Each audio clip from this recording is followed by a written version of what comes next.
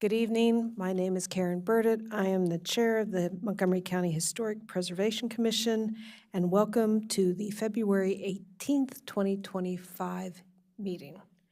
I will now ask the commissioners and staff to introduce themselves, beginning on my left. Mark Dominiani. Cristina Radu. Jeffrey Haynes. This is Commissioner Doman. Julie Pelletier. Michael Galway. Dan Bruckert, Historic Preservation Staff.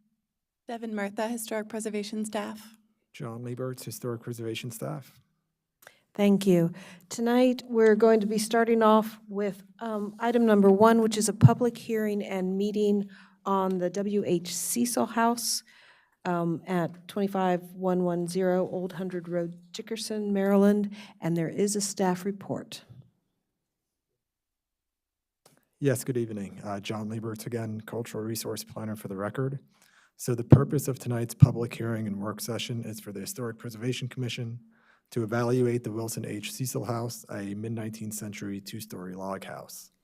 The commission will determine if the property satisfies designation criteria as outlined in the county code and recommend to the planning board if the property should be removed from the locational atlas and index of historic sites or listed in the master plan for historic preservation. Staff recommends that the HPC takes the following actions. First, finds that the Cecil House lacks sufficient historic integrity to represent its period of significance and therefore fails to satisfy the designation criteria as outlined in the county code. Second, recommends that the planning board removes the house from the locational atlas and index of historic sites. And lastly, that it requests that the planning board requires the property owner to engage a dendrochronologist in consultation with historic preservation staff to ascertain the date of construction for the log house and ensure its documentation as a condition for its removal from the locational atlas. So to start, I will provide the commission with background information on the atlas and recent events at the property. So the Montgomery County Planning Board created the locational atlas in 1976. The inventory is based on a survey that focused on resources that were at least 100 years old and therefore potentially significant. These properties are partially protected from demolition and substantial alteration until the resource is evaluated for the master plan for historic preservation. The Cecil House is one of the original properties placed on the locational atlas. So neither staff nor the HPC have evaluated the house against the designation criteria as outlined in the county code to date. The planning board can add or remove properties to this inventory continuously after a public hearing, and it does not require a review by the county council.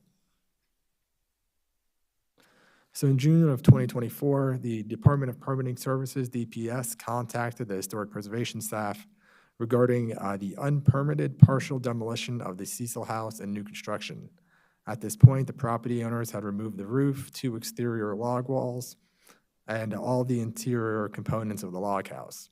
Rebecca Ballo, Historic Preservation Supervisor, notified the owner that the property is listed in the locational atlas and directed DPS to hold the permit as the proposed changes were a substantial alteration to the resource. Staff consulted with the owner's representatives on a potential remedy to return the property to compliance, but these efforts stopped after a structural engineer hired by the property owner recommended demolition of the log house. So the property owner then submitted a permit to demolish the house that triggers Section 24A10 moratorium or on alteration or demolition. This requires the planning board to determine whether the historic resource will be likely designated as a historic site in the master plan for historic preservation or removed from the atlas. If the planning board removes the property from the locational atlas, the director of permitting will issue the permit to demolish the building.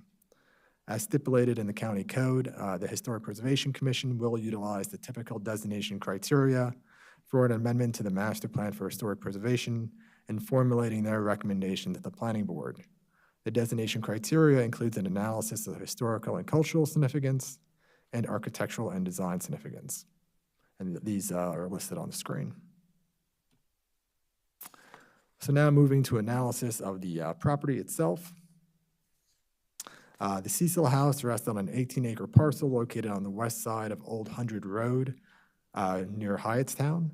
The property is located to the west of Interstate I-270, near the county's border with Frederick County, which is the dashed blue line. Here. And here's the property. The property is within the county's agricultural reserve and noted in the Rustic Roads Functional Master Plan that classified Old Hundred Road as a rustic road. The road profile for Old Hundred Road noted the presence of the Wilson H. Cecil log house along that roadway. And the house is circled in red here.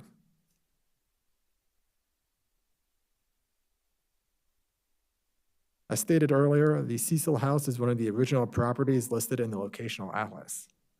Shown on the left is its environmental setting, shaded yellow, that incorporates the entire 18-acre parcel with a house circled in red. On the right is a detailed view of the southeastern section of the property near the log house. Again, the house is circled in red. So moving on to the architectural description of the house. The Cecil House consisted of multiple phases of construction, including the original two-story side gable log house, a two-story side gable wood frame addition on the north elevation, a one-story shed roof enclosed front porch that was added in the 1970s, and lastly, a one-story shed roof concrete block rear addition that extended the full width of the rear of the house. So the log section consists of logs cut from the property, hewn on the interior and exterior sides, but left round on the upper and lower sides, and laid in a simple V-notch pattern. Since the mid-20th century, the exterior log walls have been exposed to the elements, but the remnants of nails suggest that the building had wood weatherboard siding. Most log construction from this era was covered with weatherboard to protect the logs from moisture and decay and to improve the aesthetics of the house. Former staff members of the Historic Preservation Office conducted a site visit in 2008, and current staff documented the property in 2025. And on the slide, the top row of images is from 2008, and the lower row are from current photographs. And you can see the recent demolition of the roof here and its associated framing or a removal of the chimney stack here on the left side of this image, and all internal sections of the log house have been removed.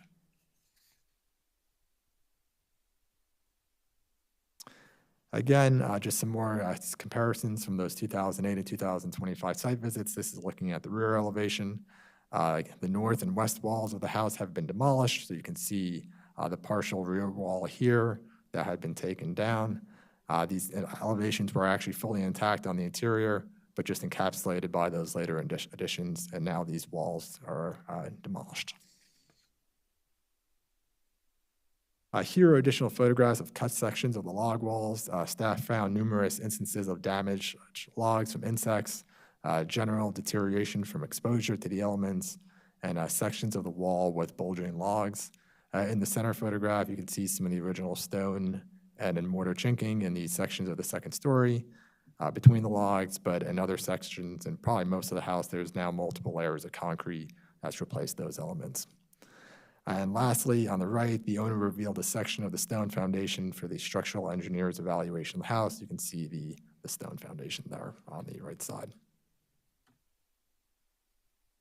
So there are many non-historic outbuildings on the property from the mid to late 20th century. The photograph on the left is from the 1980s, and it shows an older, larger barn noted by the yellow arrows. This barn was demolished in the 1990s. The photograph on the right shows an existing small wood frame outbuilding that remains on the property. It is the blue arrow on the aerial on the left, and this building likely dates to the early 20th century. So very briefly, I'll discuss the original occupants who we believe are the original occupants of the log house. Wilson and Mary Cecil acquired the 66-acre property in 1859 and likely constructed the subject house. Other family members of the Cecils owned log houses in the area. There are court cases that detail his father's log house with weatherboard siding around that same period. Wilson and Mary operated a plantation with at least 4 enslaved persons on the property. Mary died in 1890, and Wilson lived on the property until 1904. So next, for the staff evaluation and recommendation for the Atlas site. Staff finds that the subject property does not satisfy the designation criteria for historical and cultural significance or architectural and design significance due to a lack of integrity from the partial demolition of the log house. Historic resources must not only meet the designation criteria, but retain sufficient historic integrity such as design, mirrored materials, and workmanship to express its period of significance. The loss of major sections of the log house paired with diminished structural integrity of the remaining sections does not allow the Wilson H. Cecil House to convey its significance as a 19th century log home. If fully intact, the log house may have satisfied criterion 1A, historical and cultural significance. The historic resource has character, interest, or value as part of the development, heritage, or cultural characteristics of the county, state, or nation. And criterion 2A, architectural and design significance, that the historic resource embodies the distinctive characteristics of a type, period, or method of construction. There are at least 19 log houses protected in the Master Plan for Historic Preservation presently. So without the log house, the Wilson H. Cecil Locational Atlas site fails to satisfy the designation criteria, as it does not represent a 19th century farmstead, nor is it associated with individuals who made significant contributions to the county's heritage. Therefore, the Cecil House should be removed from the Locational Atlas Index of Historic Sites. So again, staff's recommendation to the HPC is for the commission to take the following actions. Find that the Cecil House lacks sufficient historic integrity to represent its period of significance and therefore fails to satisfy the designation criteria. Secondly, I recommend that the planning board removes the Cecil House from the locational atlas. And lastly, request that the planning board requires the property owner to engage a dendrochronologist to ascertain the date of construction and ensure its documentation as a condition of its removal from the atlas. So to follow up on that last condition, the third recommendation recognizes that log houses are a relatively rare resource type in Montgomery County. Log houses dominated the landscape in the early 19th century, but few remain today. There are at least 19 log houses listed in the Master Plan for Historic Preservation. That accounts for approximately 4% of the resources we have listed as master plan sites. In addition, only 8 of these log houses are 2 stories in height. And on screen is an example of a master plan historic sites, the Higgins Log House in Olney. In many cases, log houses are difficult to research and date due to their period of construction. As the owner is responsible for the current state of the building, it is within the public interest to document the resource for educational purposes as a condition of its removal from the locational atlas, and therefore staff recommends the completion of dendrochronology. Dendrochronology is the science of dating wood utilizing yearly tree ring growth.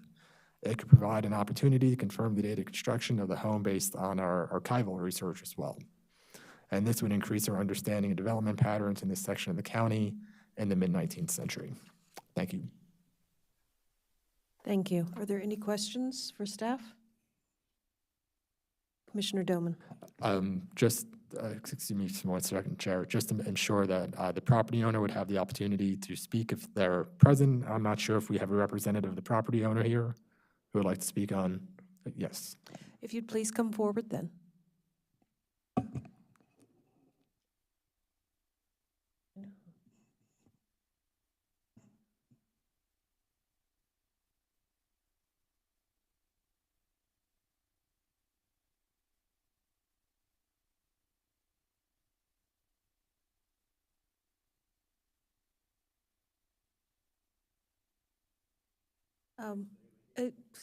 Come up to the table and set, and please turn on the mic. Press the button until it turns green, and then give your name and your relationship to this case. Okay. My name is Mauricio Merino, and the reason we are in here is because we want to, do the legal process to remodeling the house, and that is the reason we are in here. So the engineer and the development are done there, and we are looking for results to see, what we can do and what cannot. Do you have any, would you like to explain how the house got to the condition it's in now? Yes, when we bought the property, just the previous owner doesn't want to get involved. He said, I don't have no kids, I don't have anything from from this house. I just sell the house like the way it is. And, and we can find out though it's a lot of troubles into the house. So to be able to put my child into the house, I don't think is safety. So, and that's the reason we are trying to do the right thing and see, how we can establish the house. Were you aware when you bought the house that it was historic? No, because we are confused. When we read on the internet, they say not, and when we came over here and find out, they say yes. So we have, I think in 1976, the house, he said, is belonged to Dickerson, what I understand. And then it's Montgomery County, so I am kind of confused, So I don't have no idea. And were you aware you needed a building permit to do anything on the property? To build a new house? Or No, not really until, the inspector came and said, hey, you need to, you need to get a permit to be able to work in this house. That's why it's when we have to get involved and, get an engineer, get an architect, and get all this stuff to be able to do the right thing.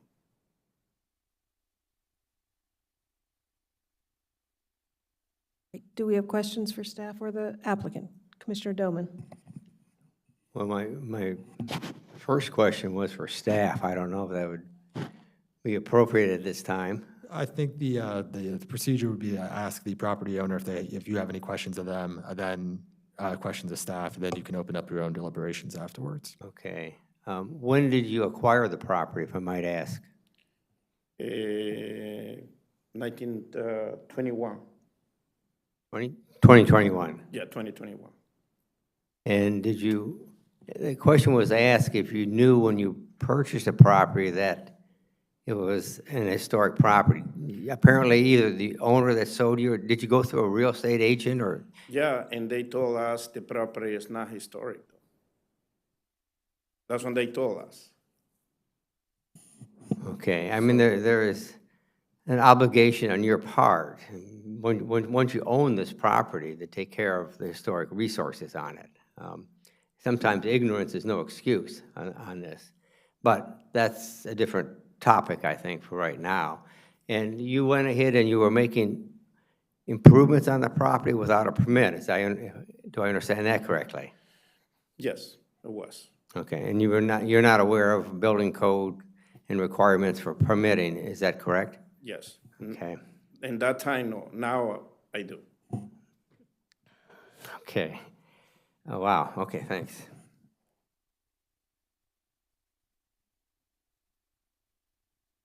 Any other questions? All right, any questions for staff? Commissioner Doman?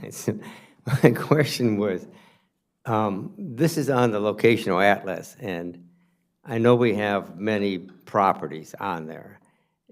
Is there some frequency that staff visits some of these properties and assesses that it is still, in fact, still there, or that there's been no major changes made to this property? Is there some kind of a review process that you go through, is my question. So staff will be undertaking an evaluation of properties still in the locational atlas within the near future. That's part of our work program items. And so we hope to be able to conduct these types of reviews to see the status of some of these locational atlas properties that are the original ones from 1976. Some of them have been surveyed. As you saw, we were at this property in 2008.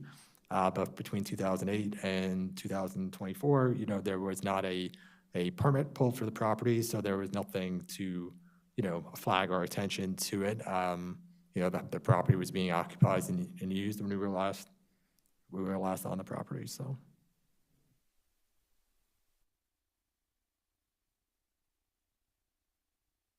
Commissioner Galway?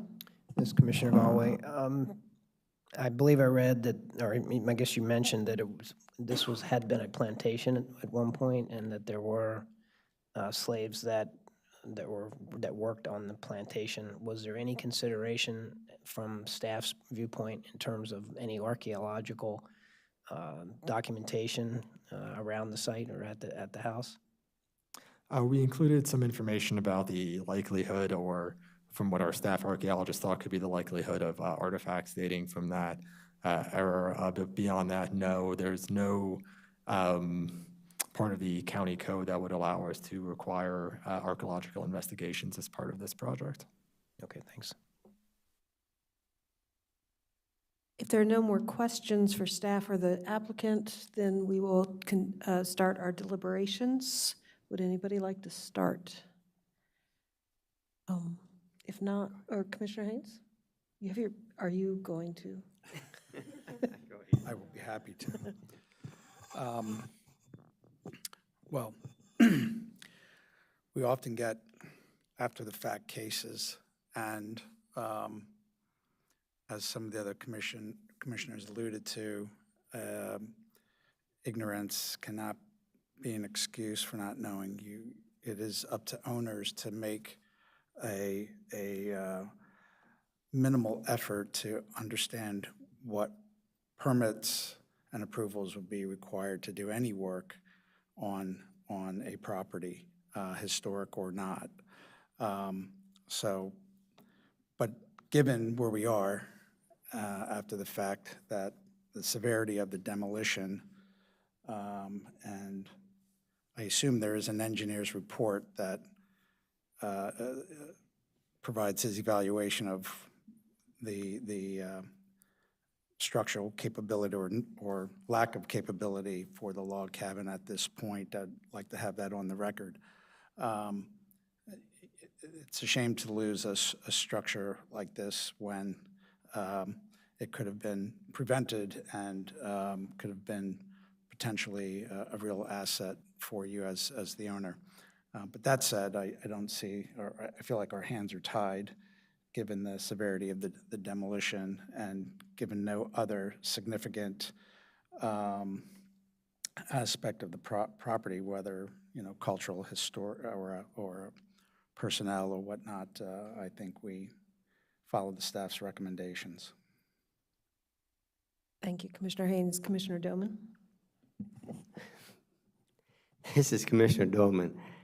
I'm really beside myself on this whole issue. I just think this is really gross negligence on the part of the owner to let this thing go. And I even hate to say that, as Commissioner Haynes suggested, our hands are kind of tied. The damage has been done, and you can't undo it. But I don't want this to become a precedent at all. I mean, if we say, yeah, okay, you already ruined the house, you tore off the other part of the house, you haven't got a permit. And yeah, so other people sitting in the audience will say, oh, well, he did it, I'll just go ahead and do the same thing. I just think this is really a gross misconduct on your part to have done this, And I certainly hope this is not a precedent for anybody else that thinks that they can come in and just let the property deteriorate and then get away with it, because this is the wrong way to be doing things. I just disagree with it. And if we could somehow put it back together, I'd be all in favor of it. But as Commissioner Haynes more or less said, I think the damage is done, and I don't see how we can get around it right now. So that's what I have to say. Any other comments? Commissioner Dominiani? I agree completely with the other commissioner's statements, and I would add that I feel that the third recommendation from staff, that there should be some sort of documentation completed as a condition for its removal from the locational atlas, is very important given the condition of the house and that it is all but demolished at this point. It would be great to capture some of this heritage and knowledge in this form of documentation. I think that it's the least we can do at this point considering the condition of the house. So to me, I would find that recommendation very important and generally agree with the staff recommendations overall. This is Chair Burdett. I'll close out the comments before we make our motion. I think my fellow commissioners have very clearly stated the problems that this raises, the incredibly terrible state this house has gotten into, and, you know, what should be the remediation. I would like to say that if it weren't for the rot in the logs, we would probably require you to rebuild. And we would be allowed, and we could make that ruling of you. And the only reason we are not is because of the rot in the logs. Demolition by neglect is not a sufficient excuse to allow a property to fall to ground or to demolish it yourself. And if it were feasible to rebuild, we would make you do it. But because of the rot in the logs and because of and even with the weak foundation, that can be fixed. And we would require you to, but because of the rot in the logs, the only way this could be done is if you willingly rebuilt this house out of new materials to replicate what was there. That is not something we can make you do. Now, I'd like to say, just for everybody, that photographs of the house in 2008, it was in good shape and being used. And I think back to when they did the locational atlas in 1976, that at that point, this house would have been in even better shape. And at that point, Rockville was kind of like the outer edge of development. You know, development in 76 was just moving up towards Gaithersburg. And there was still a lot of open space south of 270 and north of 270. And of course now, 40 years later, we have development all the way up to the Frederick Line.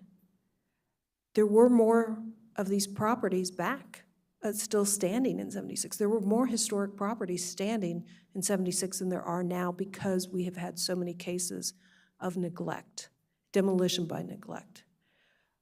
And and in 76, they did a really good job of trying to find every conceivable property that might be historic, that might be worth looking at in the future. And the Cecil House was one of them. So to lose this through ignorance, neglect, and willfulness is a terrible thing. We have very close by to your house, we have many, many properties that have been beautifully restored and maintained and lovingly maintained for decades now by multiple owners in sequence. So it is feasible to do that. And in reading this report, and I grew up pretty much in Montgomery County, up in Rockville, but in reading this report, I learned that in the early 1800s, most of the houses that were built were log cabins because that's what people could afford to build.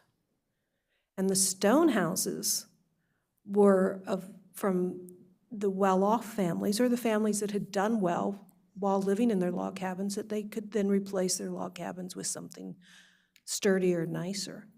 And of course, a stone house lasts longer than a log cabin. But it is a shame that this house is lost and that we will be voting tonight, or we will be taking a vote tonight to see if we concur with the staff. But it is a sad case for us. We do not like to lose the properties. And again, ignorance of the law is not an excuse. And your first level of ignorance was not knowing you needed a building permit, because if you had gone for a building permit before you started to demo, they would have flagged it and come to us, warned us about it, and we could have had a talk then. So if you proceed with any more building, you talk to the building department first. I will, and I'm sorry to hear that. All right. Would somebody like to make a motion? This is Commissioner Haynes. I move that the Historic Preservation issue a letter to the Planning Board for the removal of the Wilson H. Cecil House from the Locational Atlas and Index of Historic Sites based on staff recommendations outlined in their reports number 1, 2, and 3. Do I hear a second? This is Commissioner Dominiani, I'll second. All in favor say aye. Aye. Aye. Aye. Any nays? Any abstentions? Then unfortunately, this motion passes. We thank the staff for their in-depth report. And this case will be moving on to the county or to the planning board to remove their property from the locational atlas. Thank you. All right, thank you. Moving on, we will be doing the historic area work permits.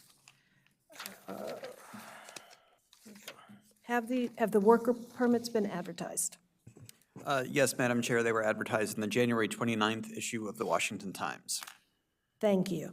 If there is anyone here tonight to testify for any of these cases, please give us a speaker form to the staff, and they will let us know that you are here to address one of the cases. We are going to begin by expediting those cases we believe can be expedited based on the staff report. Is there anyone here to speak in opposition to the following cases, starting with Case 2A at 3810 Warner Street, Kensington, Case 2B at 4709 Waverly Avenue, Garrett Park, Case 2C at 3932 Prospect Street, Kensington, Case 2D at 3940 Washington Street, Kensington, Case 2E at North Street right-of-way, Brookville, Case 2F at 3705 Underwood Street, Chevy Chase, Case 2G at 10220 Capitol View Avenue, Silver Spring, and Case 2H at 38 Philadelphia Avenue, Tacoma Park. Madam Chair, hearing no objections, I move that we approve the following historic area work permits in accordance with the staff reports based upon the record before us in consideration of the recommendations of the local advisory panels and including the conditions recommended by staff. Hop number 1097686 at 3810 Warner Street, Kensington. Hop number 1098908 at 4709 Waverly Avenue, Garrett Park. Hop number 1100093 at 3932 Prospect Street, Kensington.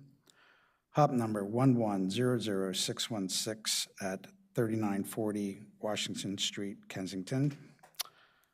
Hop number 1102012 at North Street right-of-way, Brookville. Hop number 1064284 revision at 3705 Underwood Street, Chevy Chase. Hop number 1093444 at 10220 Capitol View Avenue, Silver Spring. And hop number 1082111 revision at 38 Philadelphia Avenue, Tacoma Park. Do I have a second on the motion? This is Commissioner Doman, I'll second that. All in favor say aye. Aye. These hops are approved. We thank all the applicants for preparing complete and applications that can be easily approved. And the staff will be talking to you about what's next. We move on now to preliminary consultations. And our first item is 3A at 51 Elm Avenue, Tacoma Park. Is there a staff report? Yes, there is, Madam Chair. This was deferred from the January 22nd HPC meeting at the applicant's request.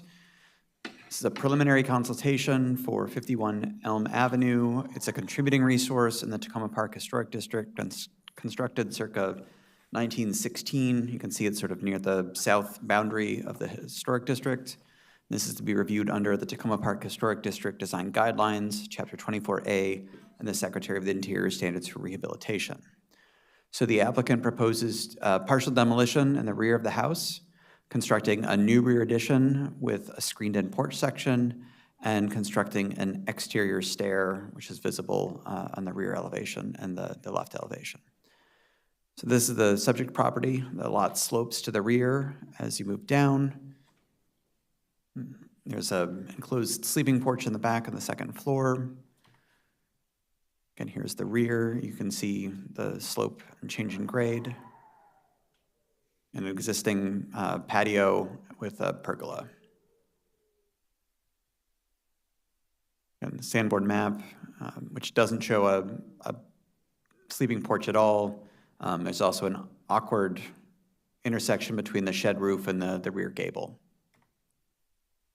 Again, just to walk you quickly through the proposal, existing is on the left and proposed in the rear. You have the staircase on the right side. It's the right side elevation. Again, the addition will extend a new rear gable and a basement level screened-in porch. Left side, proposed basement plan. And we can refer back to these as you request.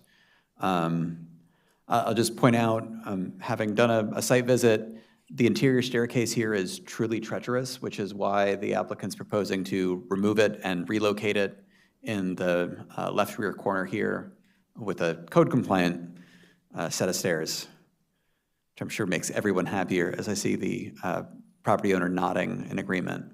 And again, the second floor addition is the stairs and then a bump out for the primary bedroom.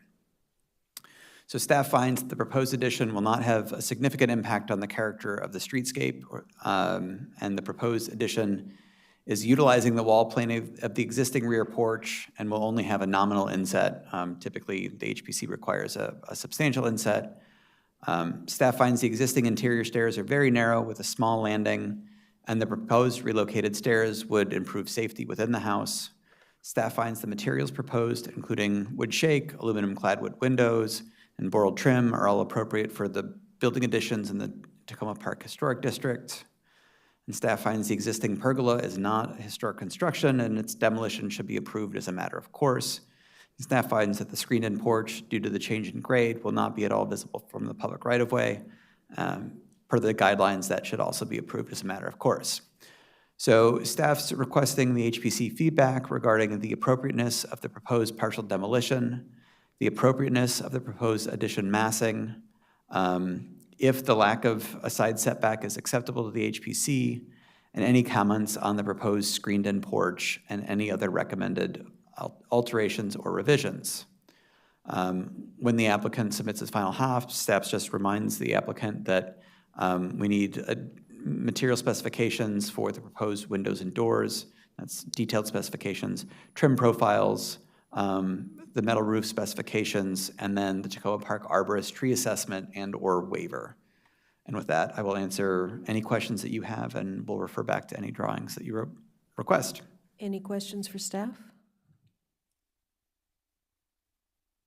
Commissioner Galway. Yes, Commissioner Galway, you mentioned nominal inset. Looking at the drawing, it just looks like inches. I mean, do you know, do you have a sense of what it is? I mean, that's a question better addressed to the applicant. I mean, it is inches. You know, again, the basis for this is the existing wall plane of the porch and the bump out. So, you know, whether or not continuing that profile is sufficient justification is one of the questions that staff is posing to the HPC as sort of an unusual situation. Yeah. Okay, thanks. Commissioner Pelletier. Thanks. Is the sleeping porch is not original? Is that what you were saying? I mean, I haven't examined the framing, but there is an awkward intersection between the rear gable and the shed roof here. Oh, yeah. It's, I mean, I think this illustrates it better. You can see there are two rafter tails from the rear gable that are expressed, and then we have the shed roof overhang here. So it's awkward, and that would suggest that it's not, at least in its original form. I haven't seen it anywhere else in the Tacoma Park Historic District. So is that whole siding part of the house that's on the back, is that all original? So the Sanborn maps don't show a rear porch. which is odd. I mean, they do, I'm sorry. So it clearly shows a one-story porch in the front of the house, Right. which is sort of built into, or is under, it's under the gable, or under the gable overhang. And if this were truly symmetrical, it would also have identified a one-story porch in the rear. So, you know, again, the applicant's here with his architect, they may be able to identify evidence that shows that that is an enclosed porch. It has been heavily modified, certainly. Okay, thanks. And I think one of the things is, yeah, there is, I mean, our files don't indicate what those modifications were. You'll also note, you can see here, there appears to be the line of some overhang. So again, staff, we haven't opened up any walls, or at least staff hasn't opened up any walls and examined the framing, but perhaps the applicant and his representative may be able to better identify the chronology of some of these changes. Okay, and the original house is the pebble dash stucco? Is it? It is pebble dash. I'll just note that the gable on the side and the front are shingle. Right. Okay. So there is a basis for shingle siding on this house. Right, gotcha. Okay, thanks. Any other questions? If not, we'll move to the applicant. If you'd please make sure your mics are on. They should be green if they are. And then identify yourself with your names and your relationship to this project. Yeah, I'm Mark Murray, M-A-R-K-M-U-R-A-Y, and I'm the owner of the house.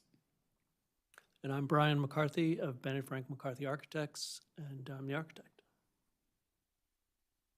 Would you like to give a presentation or talk about your house at all? Yeah, I'll be very brief. We love living in Tacoma Park. Our house is more than 100 years old, and as was mentioned in the staff recommendation, our staircases both to the basement and upstairs are very treacherous, and we wanted to get them redone, and one of the best ways doing that was moving the house backward and giving a little bit more room for new staircases.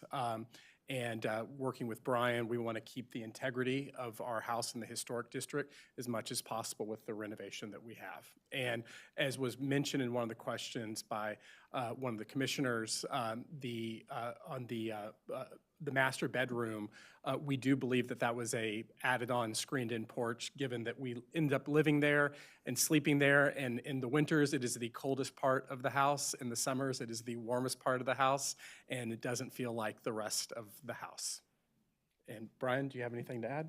Sure. A little background on myself. I live in Tacoma Park in a historic resource number 2 bungalow. I'm very fond of bungalows, do a lot of work on bungalows. I think I've worked on about 30 plus historic properties, most in Tacoma Park. And this, I encounter a lot of questionable conditions. This staircase is the worst staircase I've ever seen. It's the landing at the bottom of the stair where you turn is 16.5 inches wide. So, and I know there are some architects on the board, and you can appreciate the challenge of trying to relocate a stair within a house, a historic house, because it obviously affects 3 floors. So that is one of the extenuating circumstances as to why there is no relief on the eastern side of the house. The back left, as you're looking at it from the street, we kept the plane that exists on the basement level and extended that up where it exists on the first floor, and then actually created a flush projection on the second floor to make the headroom work all the way up. And that is in the back shingled portion beyond the sort of square of stucco that occupies the middle of the house. Another extenuating circumstance, this house is it's narrow. It's 22.5 feet wide. That's not a lot of width to make the stair and the kitchen work on the back of the house, and the bathroom and the bedroom upstairs, which is why we have not inset the addition on the back. which I typically try to do, but in this case, and that's why we've come in for a preliminary, is to, because I know that's a little controversial, and I wanted to get your take on that, because it's really the best solution for the workings on the inside of the house. Thank you. Are there any, Commissioner Pelletier? Can you tell me the dimension across the kitchen and across the primary bedroom? The kitchen, let's see, 2, 3, 4, 9. Believe the kitchen is about 13 on the inside, and I believe the stairs about 7. So with the wall thicknesses, you get up to roughly 22 and a half.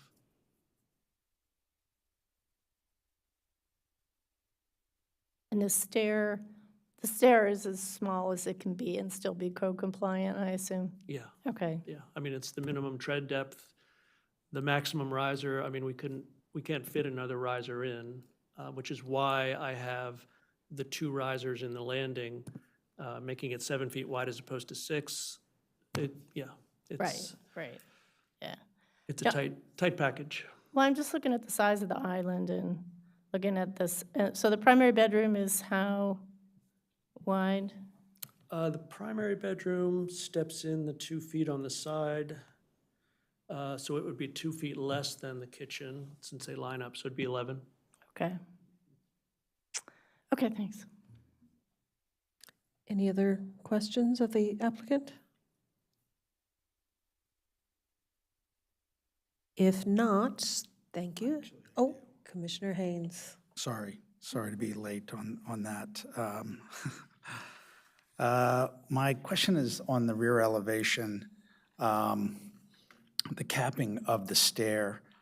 You chose to do it's essentially a flat roof, as versus just extending the gable roof form down to the exterior wall. What was the thought behind that? It seems like you're getting a lot of light in the stairwell between the rear windows and the side windows. Yes, I mean, so you're proposing that the rake on the eastern side of the master bedroom could have sloped down? Is that what I see. I don't know that that would have given me the headroom at the top of the stairs where I'm stepping into the hallway. I mean, I guess it could be a shed dormer type lower pitched roof. But yeah, I was basically trying to create more of a tower element that had a lot of light at the top to flood down into the other spaces. Because, I mean, if this house had been in a different place and not historic, again, the architects on the board, I'm sure, would have first considered adding to the side of this house because it has a lovely southern orientation, a lot of natural light, but by virtue of favoring additions to the back, we are basically extending the house further back and burying the interior in, not darkness, but we're robbing it of some of the light that it now has. So that's, I think, the justification for why there's so much light in the staircase, so that it can trickle down into the dining room and the side of the kitchen. On the plan, the first floor plan is showing a window on the sidewall, but I don't see it in elevation. Is that meant to be there or not? You're talking about the stairwell? Yeah.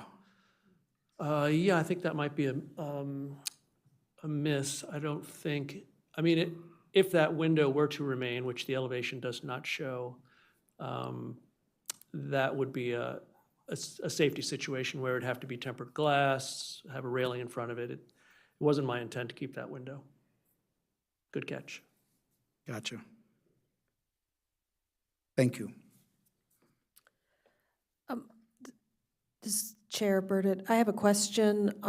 Looking at your proposed east elevation at the basement level, you're going to continue the stucco across as a continuous plane? Yes. Okay, thank you. If there's no more questions, we will start our deliberations. Would somebody like to go first? Sure. Mr. Haynes. Thank you for the nice presentation. So I'll kind of start off by addressing the overall massing, which I find to be fairly sympathetic to the massing of the house.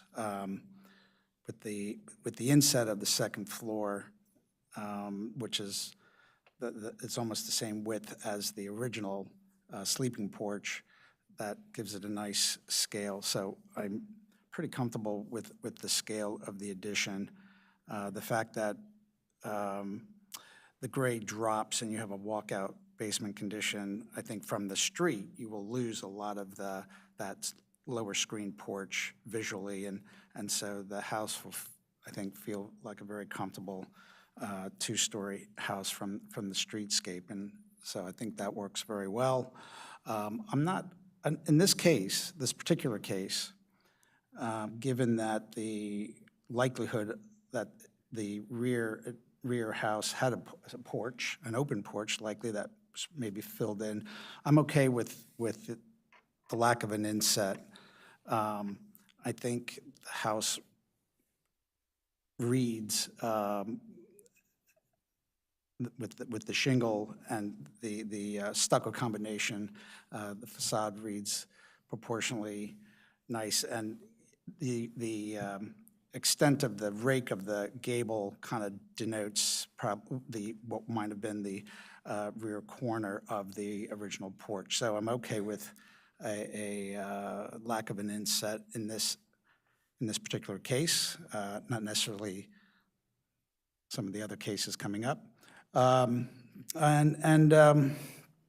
Overall, I support the project. I think the detailing is consistent and sympathetic to the original structure. I may not have done the stair roof that way, but I'm okay with it. And so otherwise, I think the materials, the windows, the division of the windows, screen porch, I find to be okay, being simple, although I'm sure there's some additional details that will come up, but I'm fine with the screen porch as designed, more or less, and the back staircase. Thank you. Next, Commissioner Doman. I just want to second the comments that Commissioner Haynes just made. I think the architect is familiar with the situation, did a good job on evaluating the house and what looks good on the house. I think the massing is fine. I have no problem with the offset, and I think it's a very positive job that's been done, and I look forward to seeing how come forward on this. Any other comments? Commissioner Pelletier. I just wanted to say I love this house. I drive by this house all the time. It's the only house that I've ever seen get away with like a dark color and yellow trim. It's really, really, it's the paint on your house is great. I concur with everything that everybody said. I think you can't really see the back of this house at all. I mean, it'd be nice to have a bit of an inset, but with an 11-foot wide master bedroom, I don't really think you can, unless you shifted everything over, which would just screw everything up. So in general, I can certainly approve this. Thank you. And if there are no more comments, then I will close out by saying I agree. I have no issues with this project. I feel the partial demolition is appropriate, and the new addition massing is appropriate as well. The lack of a side setback is, not typical, but in this condition, considering the stair you need to put in and the visibility, I think in this case it's acceptable. I don't really have any other more comments or recommendations other than what the other commissioners have said. I live in a bungalow myself, not too far away, and I would put my attic stair up in competition with yours as far as the worst. Maybe not win, but I'd be a close second. So yes, I think you can bring this forward for a hop, and the staff will work with you on that. And thank you very much for bringing forward a very good piece of work. Thank you. Thank you. Moving on, we are going to move on to case preliminary 3B at 9403 Warren Street, Silver Spring. Is there a staff report? Yes, Madam Chair. This is both a preliminary consultation, but also a continuation from the January 8th, 2025 HPC meeting.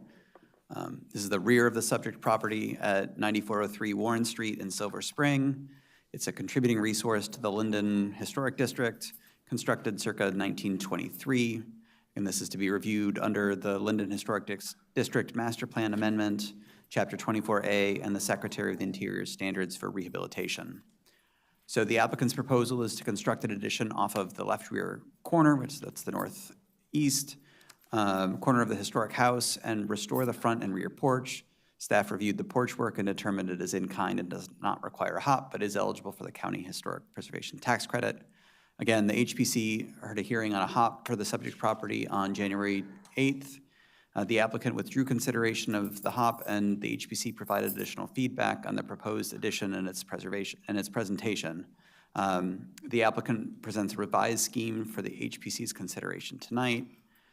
Again, this is, the rear is in the upper left, the front elevation is in the lower right.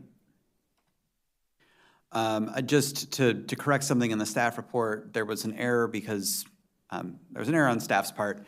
There were 3 different site plans sort of working their way through, and the staff presented the intermediate site plan as part of that. So what we saw previously is in the upper left with the addition sort of centered on the left elevation. And the applicant proposes to basically push the addition all the way to align with the rear bump out. Staff, the original one had the addition rotated 90 degrees, which changed the setback from 21 to 13 feet. The staff just wanted to point that out. So again, the revised proposal is for a side addition that aligns in the rear wall plane. See the second floor again. And perspective drawings submitted by the applicant, stacked paired windows, left elevation. This is the rear. So staff finds a majority of the proposed materials are compatible with the character of the house and surrounding district, including the parged concrete foundation and asphalt shingles. Those are appropriate under 24A8B2 and D and Standard 2. Staff finds the proposed fiber cement siding is likely compatible, provided it is installed with a smooth side facing out and in an appropriate reveal. More information about the proposed windows is necessary before staff can make a finding on their appropriateness. However, the staff does not find that grills between the glass are acceptable and recommends an SDL with an historically appropriate profile. As with the previous submission, staff finds that the placement of the proposed addition would be out of character for the district and the historic house in violation of standards 9 and 10 and 24A8B1 and 2. Additions are typically required behind the historic resource to preserve the primacy of the historic construction and to preserve the apparent mass of the historic building.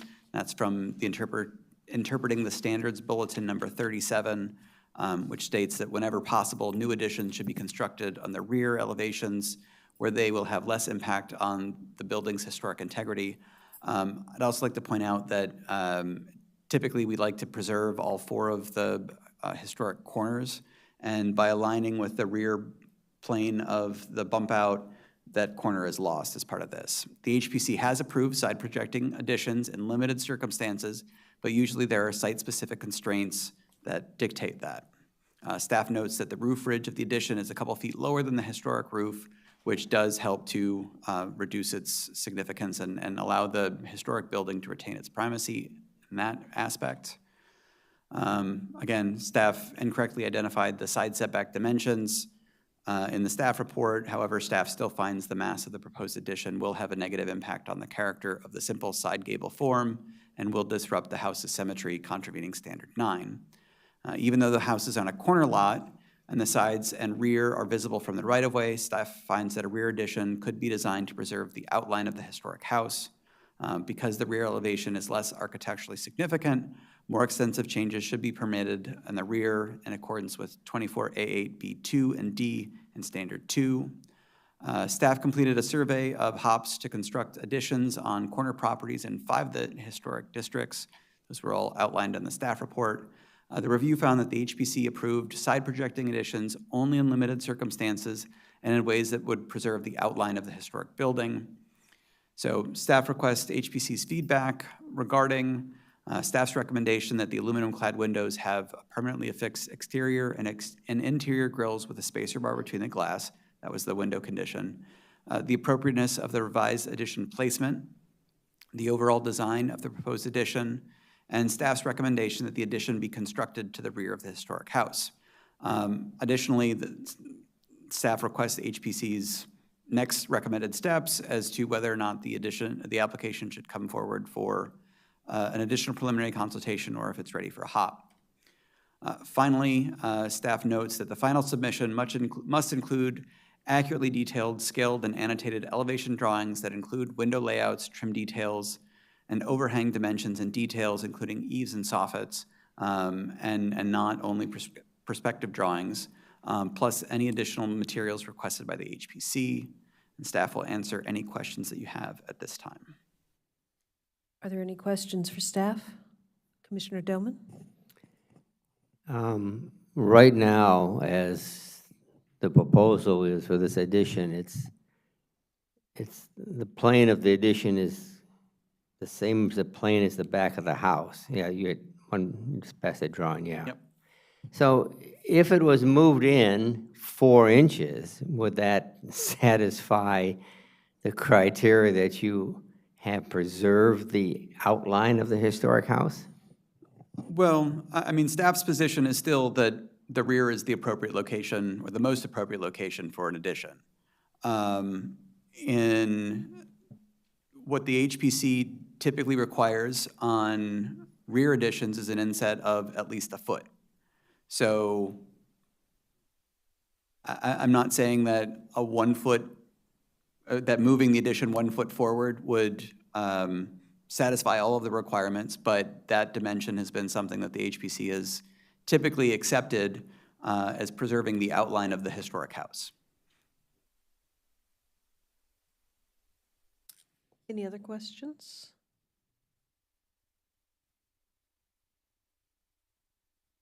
No? This is Chair Burdett, did you look at putting the addition off the rear of the house? Madam Chair, the applicant has an opportunity to make a Oh, presentation before we. I'm sorry. Would you like to make a presentation? Oh, your mics are on. Identify yourself by name and your relationship to the project, and then you can speak to us, tell us whatever you want to say. Okay. Cynthia Malloy, and I'm the owner of the house. William Malloy, owner too. What would you like to explain anything to us or say anything to us about how you came to this design? Basically, it works from the inside out. You come up the stairs, if you turn left right there, you go into that bedroom. If you move it to the back, you ruin the inside of the house. That's all there is to it. Basically, that's what happens. That's the way the upstairs is. If you ever went into the house and looked at it, you would see that. Now, why we would want to do that, I don't know. It wouldn't add anything to the house. And talking about lining up with the back, that back right solid part of the back was not, it was built in the 40s. It's a bathroom that was added. It's not historic at all, unless cast iron's historic. If we're not going to be able to build it on this, tell me now so I can build something stupid on the back and I'll get it passed. All right? I mean, you know, I've done 3 sets of drawings. We got $20,000 in carrying charges just hanging, waiting for y'all to get to us. It just, you know, just tell me. Tell me right now, you know, the staff, fenestration, come on.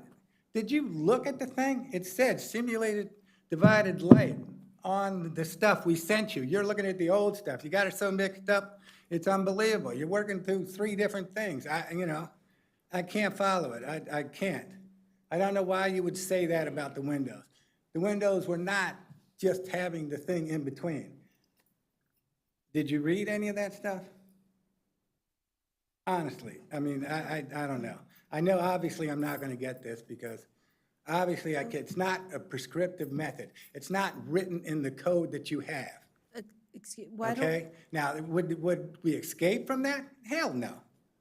That would be too much for you to say. The last guy, what I should do is let the damn place fall sir, down, you know, why- and then I could make some money on the damn thing. Sir, I appreciate your frustration, I really do, No, you can't. Yes. You cannot.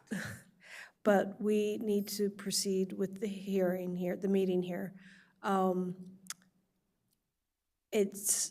It's evident to me that you designed this addition to be off the kitchen. So I do see what you're talking about. But if you have nothing else to say, then we will ask you questions. How about that? Okay, do we have any questions for the applicant? Commissioner Pelletier.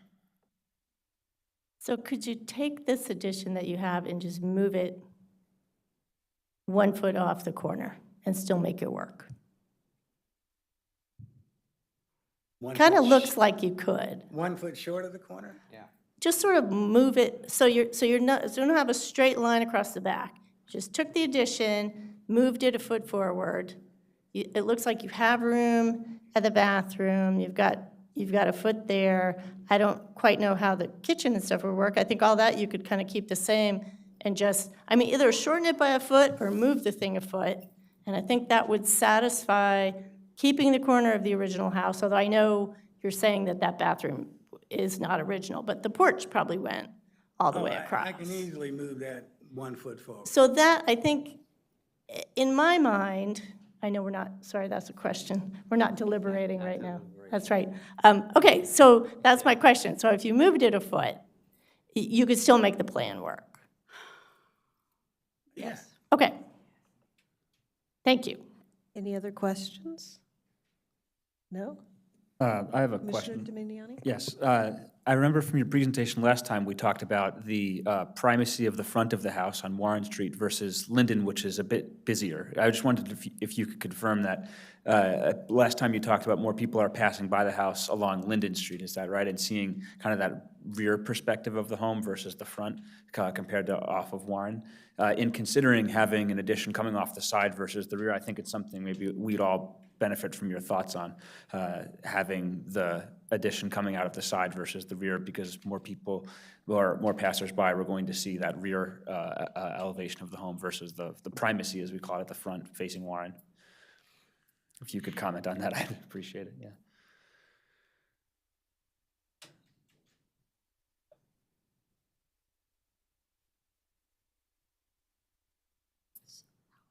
I thought I'd recalled a comment from last time about that. I was wondering if you could remind me. Yeah. Oh, put it in the back corner?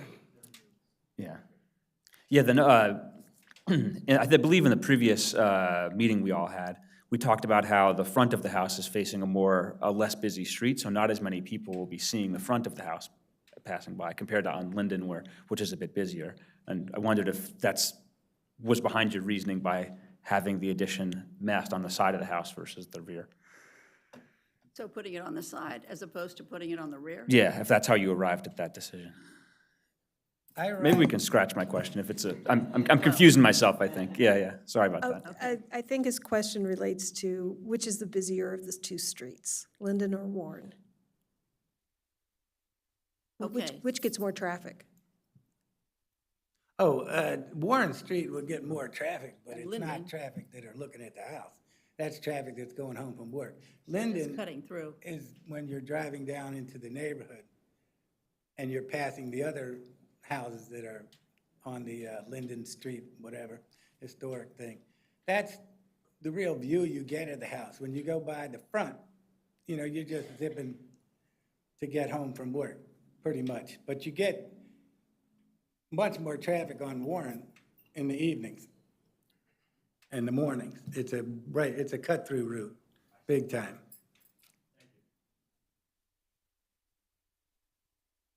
But the real reason to add it to the side is just if you ever went in the house, it lends itself to you go up the stairs, you turn right to go up, from the landing up. Here you go left into it, just right there. And when you take that away, the bedrooms are broken up into pieces, and you will not be able to get from the stairs to the back bedroom without taking half of the bedroom in the back away. And so it makes it difficult to get enough. Right now, it's called a 3-bedroom house because it has a 6-by-8 room that's basically a closet sticking next to it, and the ceiling comes down like this, and it's just what a real estate guy would say, but it's not where someone would live. Thank you. I understand. I'm sympathetic to this. Thank you. Thank you. You just kind of explained to me what that was. It looks more like it was intended to be a nursery, not a full bedroom, that little 3rd bedroom in the existing. Are there any more? Commissioner Haynes? Looking at the 2nd floor primary bathroom suite or bedroom suite, it's very large. I mean, that square footage is at least 80% of the original house. So my questions are, would you be willing to reduce the size of the bedroom and the bathroom? If this is a house that you're simply going to renovate and sell, I don't think you're hurting yourself. You've got a bathroom that's huge amount of circulation space for really no reason. I don't see what the closet in the bedroom is really doing. You have a nice size closet, walk-in closet, and then the bedroom itself is very large. So I think part of, that's kind of my comment is if you're willing to reduce the size of this addition, then I think we can potentially get it to work. Because right now your massing is your problem.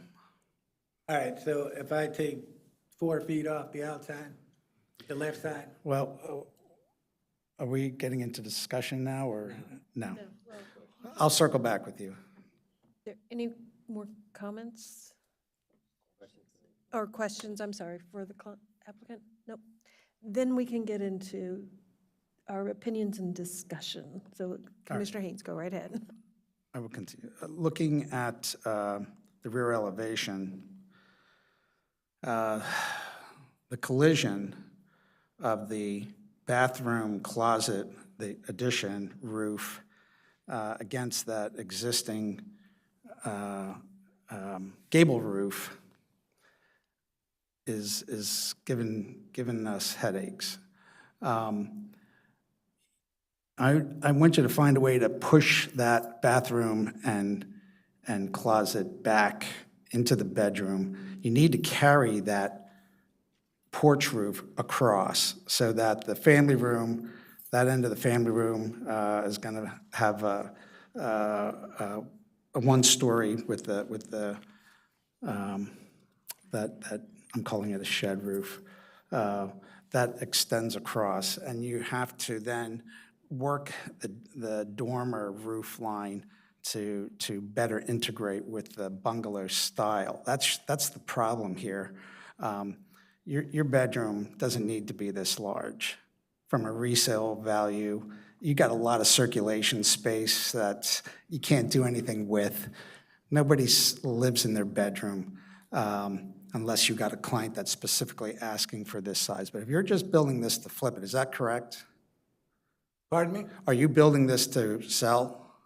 Correct. Yeah, so you don't need to do that. The bedroom can be smaller. The bathroom is not very efficient at all. You can have a nice, given the scale of this house, this isn't some big Potomac house that needs a big bathroom. You could easily squeeze that to almost at least 40% smaller and still have a nice bathroom, efficient bathroom. But your roof lines are your problem. I know staff would prefer to have an addition off the back. I personally like this bungalow because it has porches on the front and back. It's on a corner lot. From the street, we can enjoy that feature from the use of the rear yard. You get to use all of that rear yard. Now, you can make the argument for the side yard that if you build an addition off the back, you get the side yard, makes a nice play area for children and a family. But I think you can argue it both ways. So I'm trying to support you in your side addition, but it's your massing that's the problem, and you have to go back and rework that. That's and even if it means that the proposed addition needs to come towards the front a little bit, maybe 4 or 5 feet, we could tolerate that. It does need to be, it can't overwhelm the front of the house, but I think if you reduce the size of the bedroom, reduce the size of the bath, get rid of that closet in the bedroom itself, not necessary, you should be able to get the roof lines to work better.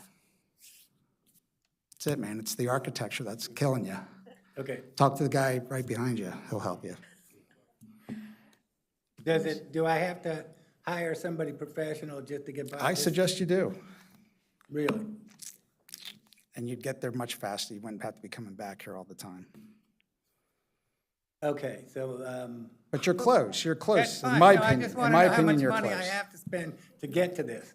Well, if Once you'd have I done pay it, the if you'd have done it in architect- the first place, you wouldn't be here so many times. So, no, seriously, I can support a side addition on this particular house in this particular lot, but the massing off the back has got to respect that porch roof line. You got to in my opinion, your primary bedroom suite is too large for the scale of this house, and it doesn't need to be that large for resale. So, my opinion. Thank you. All right, so if I come back with the proper drawing, you still don't have to have an architect's name on it? Or do I just have him stamp it, or what? Well, Just curious about it. There is value in hiring someone who does this for a living and goes through this on every project they work on. After a while, you do learn, you can spot things pretty quickly. But that is not what, you do not have to hire an architect, but it is always, the architects usually come back. If there's an architect involved, generally it's a lot easier because a lot of mistakes don't get made, or a lot of things get clarified in the plan early on. And again, it comes from a lot of experience that the architects bring into a project. And that's all, I think that's all we're saying. But we don't want to go down this side road here. Commissioner Doman, you have comments? Yes, I have to deviate, I guess, from the staff's opinion that this addition belongs on the back of the house. I've driven by this area, and I just don't see any reason. I know we have our code that is preferred to go in the back of the house, but if you look at, and I'm looking at the overall view for this particular applicant, and it shows the outline of the historic district, someone with a big yellow star in the center of it.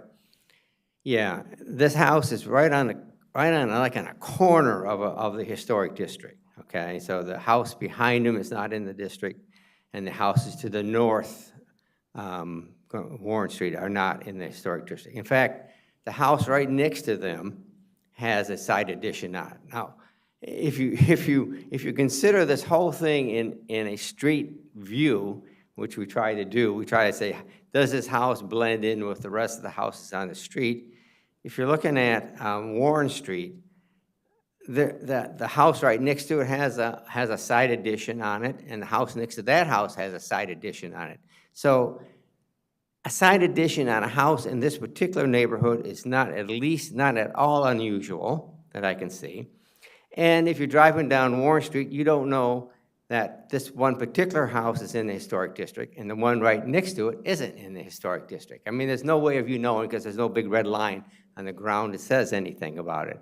And I think that if you follow the staff's recommendation, it goes behind the house, then you're looking at it from Linden Street, and I think the view there is even worse. I mean, I think as you came in originally with this thing on the side of the house, I think that was the best, from a street view, is the best place to put it, okay? That's my comment. I like it on the street view, and I agree with everything that Commissioner Haynes said, that there are things you can do to reduce the massing. I think that would be important, and I think we could move it off the corner to save the dimensions of the original house. I think that would be important.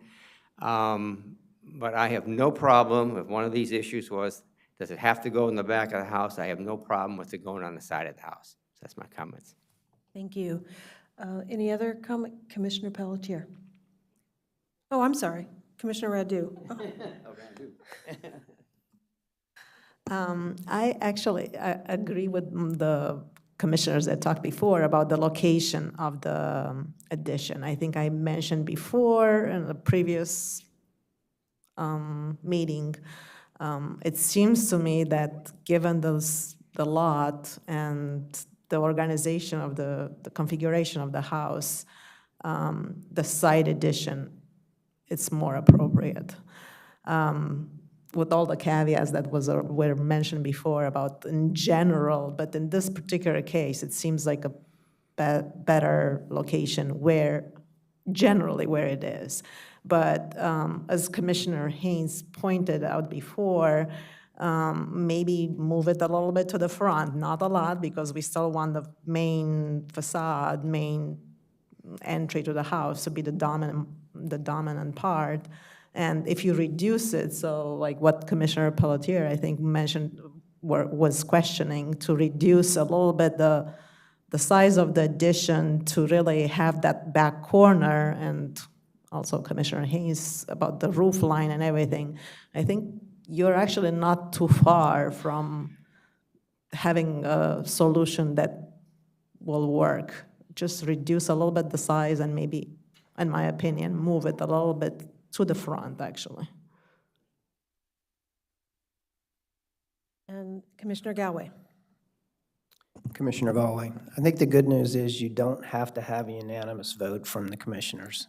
And the reason I say that is I tend to really support staff's recommendation. I looked at, the image 29, and when I look at Chapter 24A's requirement that the home needs to be appropriate in terms of its style and it look with the rest of the home, I can't help but think that any addition that would jut out to the side kind of really just takes away from the historic character of the bungalow type style house. And I'm sympathetic to why you want to do it. I think that and just the Secretary of Interior standards, the character will be preserved. And when I look at that image, I'm not seeing the character preserved in the way that it's situated. So I'm not going to be able to support it, but it sounds like the rest of the commissioners are at least to that point where they could support it. And like I said, unfortunately for you guys, it's not, we don't have to have a unanimous vote. So that's my comments. Thank you. Thank you. Commissioner Pelletier. Here I am, The over here. one on the right, my right, yeah. I just wanted to say that I agree with Commissioner Haynes.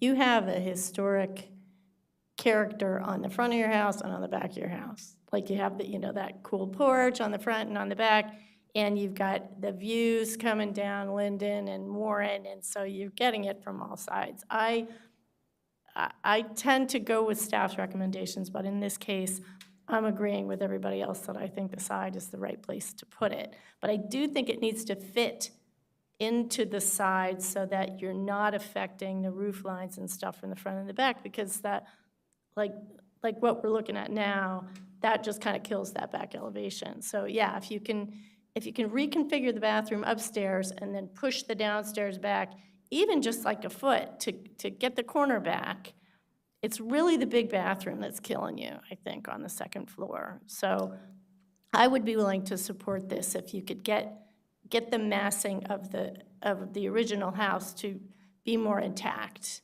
and do something a little bit smaller with that.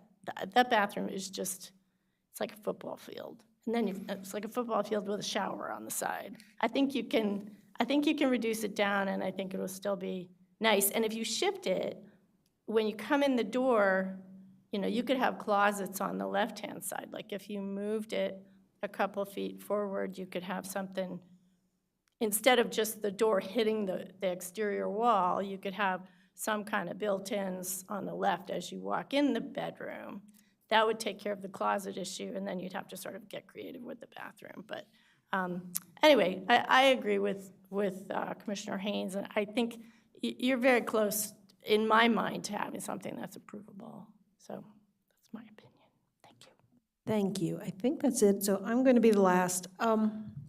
You've heard a lot tonight and there are a lot of architects up here, so that's why we tend to talk about this a lot.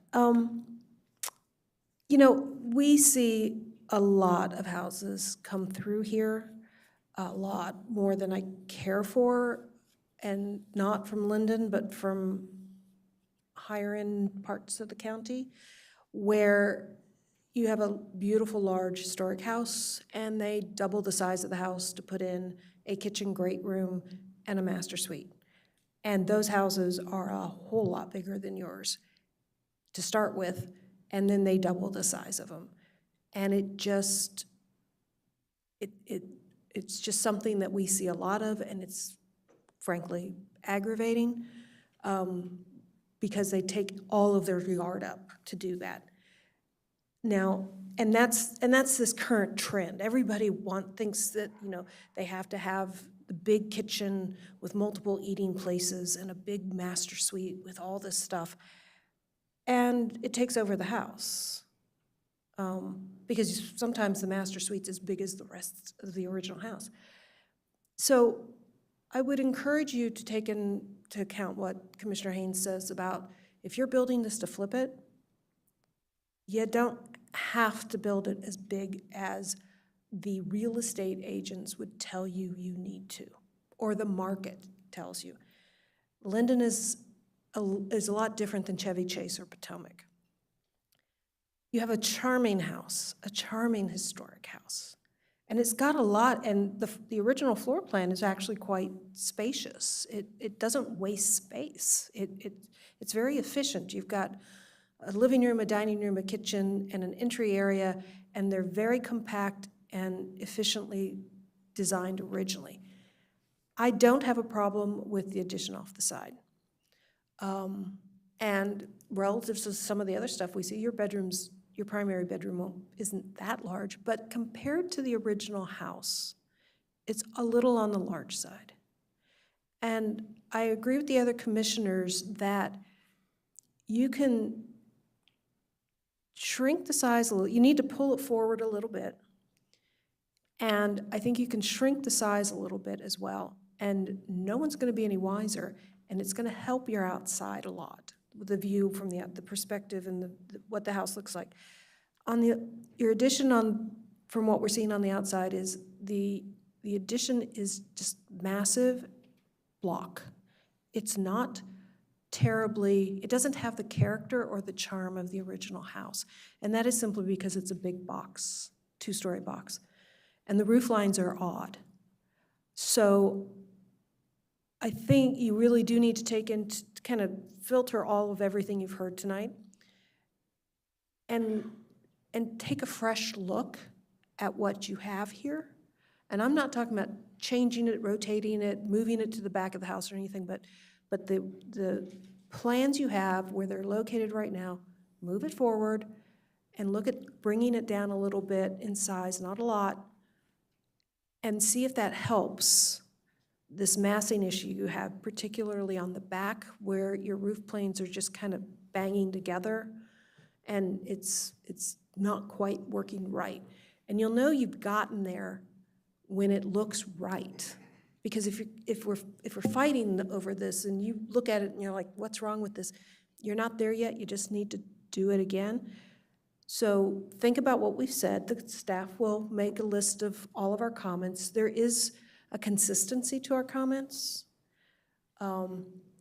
And sit down with a piece of trace paper or tissue paper over your plan and just kind of take a pencil or a marker and play around a little bit and see what you can do. And see if you come up with a better idea. And I say that as an architect because that's what we do when we're stuck. And I live in a bungalow and we're trying to figure out how to get our horrible stair, how to do our upstairs, and we have this terrible stair. And I can't tell you how many, and my husband's an architect too, I can't tell you how many revisions and variations we have done to our house plan, and we're still not there, and we've been at this for 2 years, trying to figure our house out.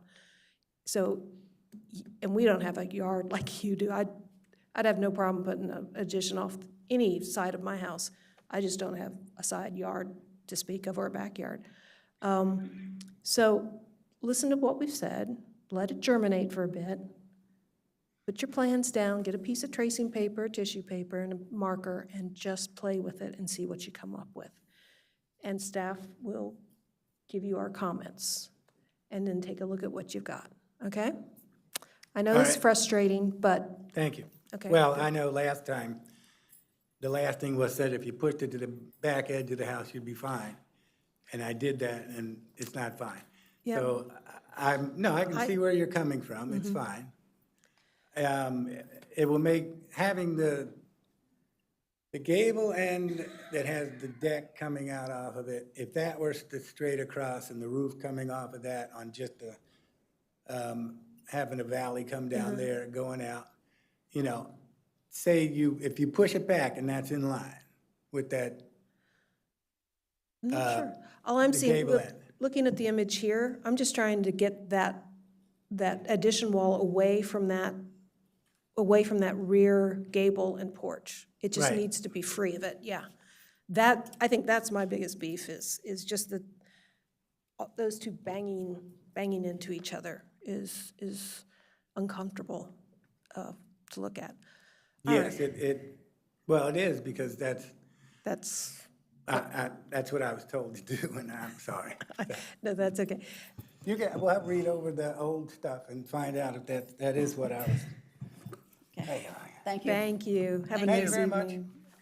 Okay, moving on. We are at preliminary 3C at 30 Columbia Avenue, Tacoma Park. And is there a staff report? There sure is. All right, preliminary 3C tonight is 30 Columbia Avenue in Tacoma Park. It is a contributing resource to the Tacoma Park Historic District, constructed circa 1916. Again, Tacoma Park Historic District Guidelines, Chapter 24A, and the Secretary of the Interior Standards for Rehabilitation. You can see the subject property here on a bend in Columbia Avenue. So the proposal is to partially demolish the rear non-historic addition, construct a new rear addition, modify the existing grading and hardscape, remove one tree, and remove the existing vinyl siding and repair the wood clapboards. You see existing and proposed left elevation. So the subject property is a long way up from Columbia Avenue. I believe the grade change is 14 feet from the street to the front of the house. So it's substantial. You can see from the image in the upper left, the set of stairs that go up from the street.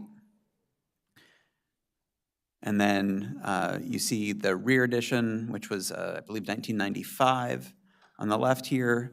And then this is looking down the right side of the house with a non-historic porch projecting out the side and the addition there. 1927 Sanborn map showing a 2-story porch on the rear historically and an accessory structure. Both of those are gone. So we'll run you through the plans. The applicant proposes to demolish the rear wall and the left side wall and the exterior chimney. All of these walls are non-historic. The applicant proposes to retain the right side wall, but demolish the non-historic porch on the right side. And then in the second floor, the applicant proposes to demolish a portion of the rear wall and bump out the primary bedroom and reconfigure some of the interior space. In the elevation, you see this is one rare instance where the applicant is proposing to bump out the left side. So we're not going directly out the back. We'll talk about why shortly. And again, the applicant is proposing to demolish the non-historic right projecting porch. And then rear demo plan and schematic. And then the right side demolition plan and the new addition. And finally, the left.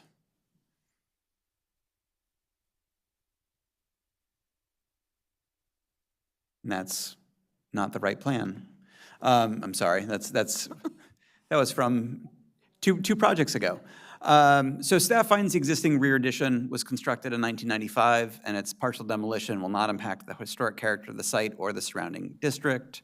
The right side door and stoop were constructed as part of that 1995 addition, and their removal will likely not be visible from the public right-of-way. Staff finds the proposed materials, including fiber cement siding, aluminum clad wood windows, architectural shingles, and boral trim, are generally compatible for additions in the Tacoma Park Historic District. Staff finds that most of the addition will not be visible from the public right-of-way because of the lot's steep rise in grade, the narrow side setback to the house on either side. It's actually a very narrow driveway on the left side as well. And then the curve in Columbia Avenue means that the houses to the east are forward of the subject property. Staff finds that topographic lines on either the existing or proposed site plan would help better understand the slope of the site and encourages the applicant to do that when they submit the HOP. Staff finds that the nearly blank east wall will be out of character with the character of the house, the historic house architecture, and the surrounding district. Staff does not find that the left side projection will be highly visible from the public right-of-way for the reasons cited above, and though additions are typically required to be behind the house to limit their visibility. The plans don't show the full extent of grading alterations and new hardscaping and recommends that those be included in future submissions. And details about the tree to be removed were not provided with the plans. If I remember correctly, it's a relatively small crepe myrtle that would be fewer than 6 inches diameter breast height and wouldn't require a HOP. So staff requests feedback from the HPC regarding the appropriateness of the size and massing of the proposed rear addition, the appropriateness of the fenestration on the right elevation and potential methods for breaking up the elevation's massing, and the appropriateness of the left, which is the west side projection, and the appropriateness of any hardscaping. So when the applicant submits the final HOP, staff reminds the applicant that the following materials are also required: Tacoma Park arborist, tree assessment and/or waiver, plans that show the full extent of the new hardscaping and with their material specifications, and documentation of the wood clapboards below the vinyl siding, and an assessment of the wood below that vinyl. So I will answer any questions, but before we get into that, the applicant did provide a slight revision to the right elevation, which staff noted was an uninterrupted wall plane that only had one set of windows. The applicant has introduced another window and a band board to go along with that and can be discussed at further when they come up. And with that, I will answer any questions that you have at this time. Any questions for staff? No questions for staff. So the applicant can come forward. And again, make sure the mics are on and identify yourself. Give us your name and your relationship to this project. Thank you. Hi, I'm Emily Hanford. I'm the co-owner. My husband, Derek Goldman, is out of the country. He would have been here last week, but for the snow. We have lived in Tacoma Park in this house for 20 years. Our kids went to Tacoma Park schools. They're now adults, and we're doing this to try to make the house the place that we're going to stay for the next generation. We have a very small master bedroom, so part of it is that basically just fits our bed. And we want to be able to create a screened-in porch. We have a beautiful yard. One of the reasons we're coming to the side rather than the back is that there's a beautiful pin oak tree and some beautiful stonework that was done by the previous owners. So there's really not a place to go very far back without hitting that tree and that stonework. Yeah, so that's what and we want to have a screened-in porch because we love to spend time outside, but it is full of mosquitoes, and so we really need a screened-in porch to be able to be outside. Brian McCarthy, Ben and Frank McCarthy Architects. I think between Dan and Emily, that covers most of it. I would note that the hip roof slopes on the addition that you do see on the side basically match the slope and proportions of the existing front porch. Again, as staff pointed out, the windows that we're proposing to use are similar in scale and detail to the existing windows. Which would be better than what's there now. The addition that's there now does not have those kinds of windows. So Right, it'll be they're an all improvement. casements. And has this horrible vinyl siding, which we were very much looking forward to getting rid of. And changing the front door to a more historic front door. I don't know that Right. made it into Did the you, plans. Did you note that? The previous owners put a really ugly, sort of suburban-looking brassy thing, and we want to go back to, what did you call the door that we were proposing? It's more of a craftsman style. Yeah. And the other side, the side of the house that doesn't have as many windows, so we did add a few windows. So that side of the house you can barely see except for the very next door neighbor. Just as a note, that side of the house is like really not visible at all from. Yeah, and I mean, functionally, it's the bed wall in the bedroom. It's the north wall from a weather perspective, and in the kitchen, it's where the refrigerator and the larger equipment like the range hood would be. So we could shoehorn a window into the kitchen potentially, but it doesn't make the kitchen better.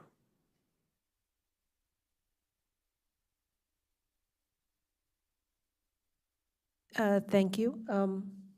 Do we have questions for the applicant? Commissioner Galway? This is Commissioner Galway. On the one image that we're looking at on the screen, bottom right, is that a casement that you're showing on the second level? And just out of curiosity. That's an existing window in the bathroom. Oh, okay. Which is the one piece of the rear addition that's staying. Okay, thanks. Any other questions for the applicant? If not, we will go right into our comments. Would somebody like to start? Does anybody have comments? Oh, Commissioner Pelletier, thank you. Yeah, it's the kind that crank out like doors. I want some windows on that elevation.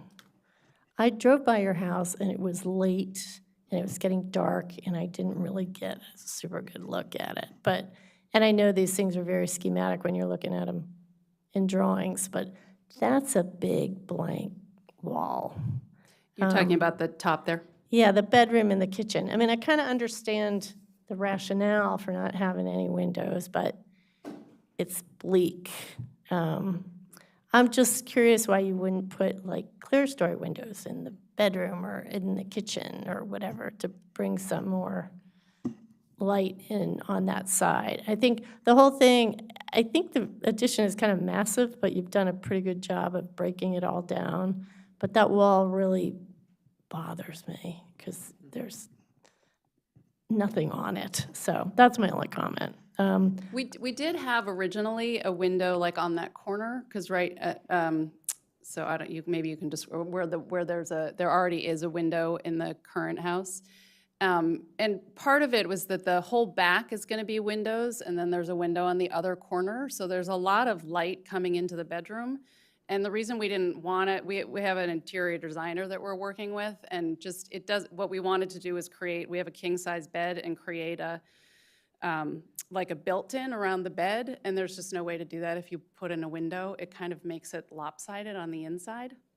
So it looks weird from an interior design kind of point of view. You've got the bed, and then you've got a side table and a side table, but then a window that's sort of just over here, would you take away the ability to create a built-in around the bed?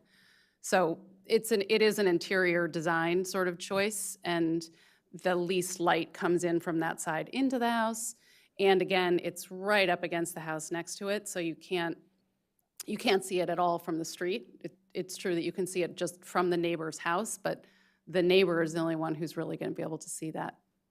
Have your blank. neighbors seen these drawings? Is that a requirement in Tacoma Park to I'm sorry, to what? to get the thumbs up from your neighbors, like it is in DC? It's not a requirement. They are provided notice that a hop has been applied for at the address, but they're not directly given the plans. Okay. I mean, they could certainly ask for, Right. and you know, the HPC does take that into consideration when submitted, both in favor and in opposition of hops. Yeah.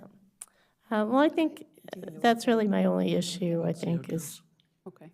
that elevation. If I live next door, actually, I do live next door to that elevation, and it bothers me. So that's it. I think the rest of it, it's a little on the big side, but for some reason, because your lot is so steep and I could hardly see anything even when I was driving by, it seems like it'll probably fit. So those are my comments. Any more comments? Commissioner Galway? This is Commissioner Galway. Couple things. When it comes to the door, make sure you nail that in terms of what it is, what material it is. We've had lots of conversations about front doors, so just make sure that that gets covered well. I think the massing and the side addition in this case, particularly looking at your front south elevation, you know, it's small enough that I could support it. I think, you know, contrary to my previous comments, but I think in this case, it's small, it sits back. I do agree with Commissioner Pelletier that in the elevation, it looks like a lot of massing, but I think given the site and the fact that it's the elevation change, I don't think you're going to actually see that other than on a drawing. So that doesn't seem to bother me much either. So I think in general, I could support this. Thanks. And if there are no more comments, I guess I'm the end. I agree, you know, with the position of the addition and the massing of it, and I also agree that that one wall is just really unforgiving. I'd be curious, what windows of your neighbors look out on that wall? Do you know? A sleeping porch, like an old sleeping porch, which is sort of the back of a bedroom. And then she has a little like, yeah, so there's not really a window from the bedroom. There's a window from a bathroom, and there's a window from the kitchen.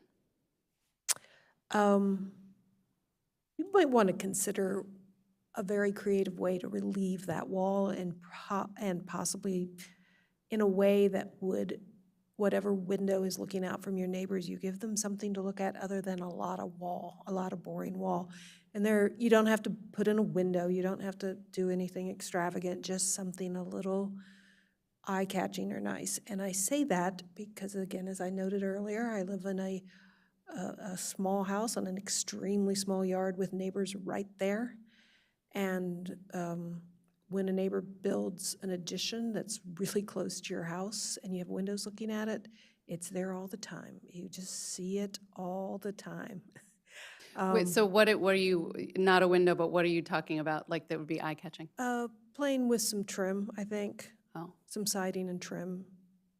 A false window or a false panel, something like that. Just something to relieve that length of wall. Be kind to your neighbors. Other than that, I won't harangue you about sizes of master or great rooms because I've already done that tonight to somebody. I think this is actually, if you listen to the very few comments we've had, I think you're there to come forward with a hop. I don't see any reason to come back again.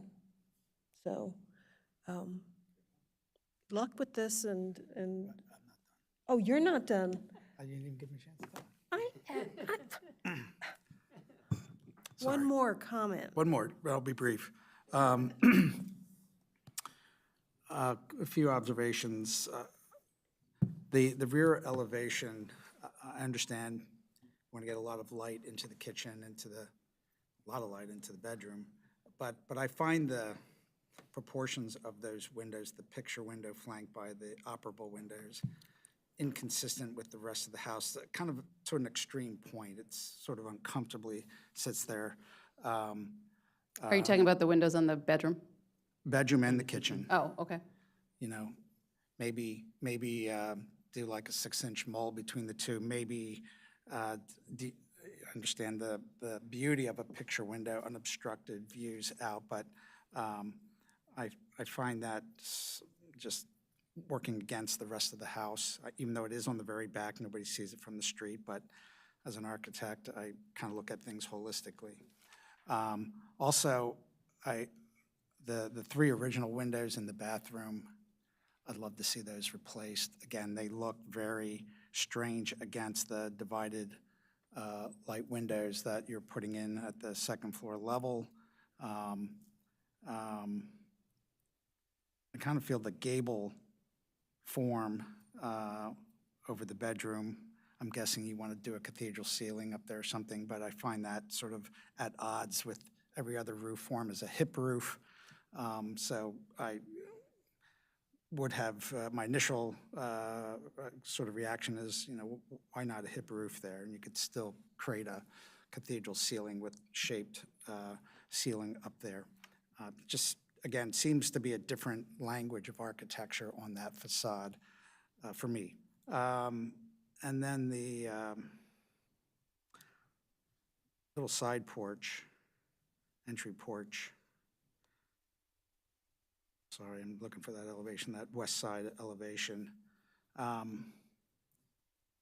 not a big deal for me, but the scale of that seems odd somehow. Doesn't feel like it's fitting comfortably on the addition.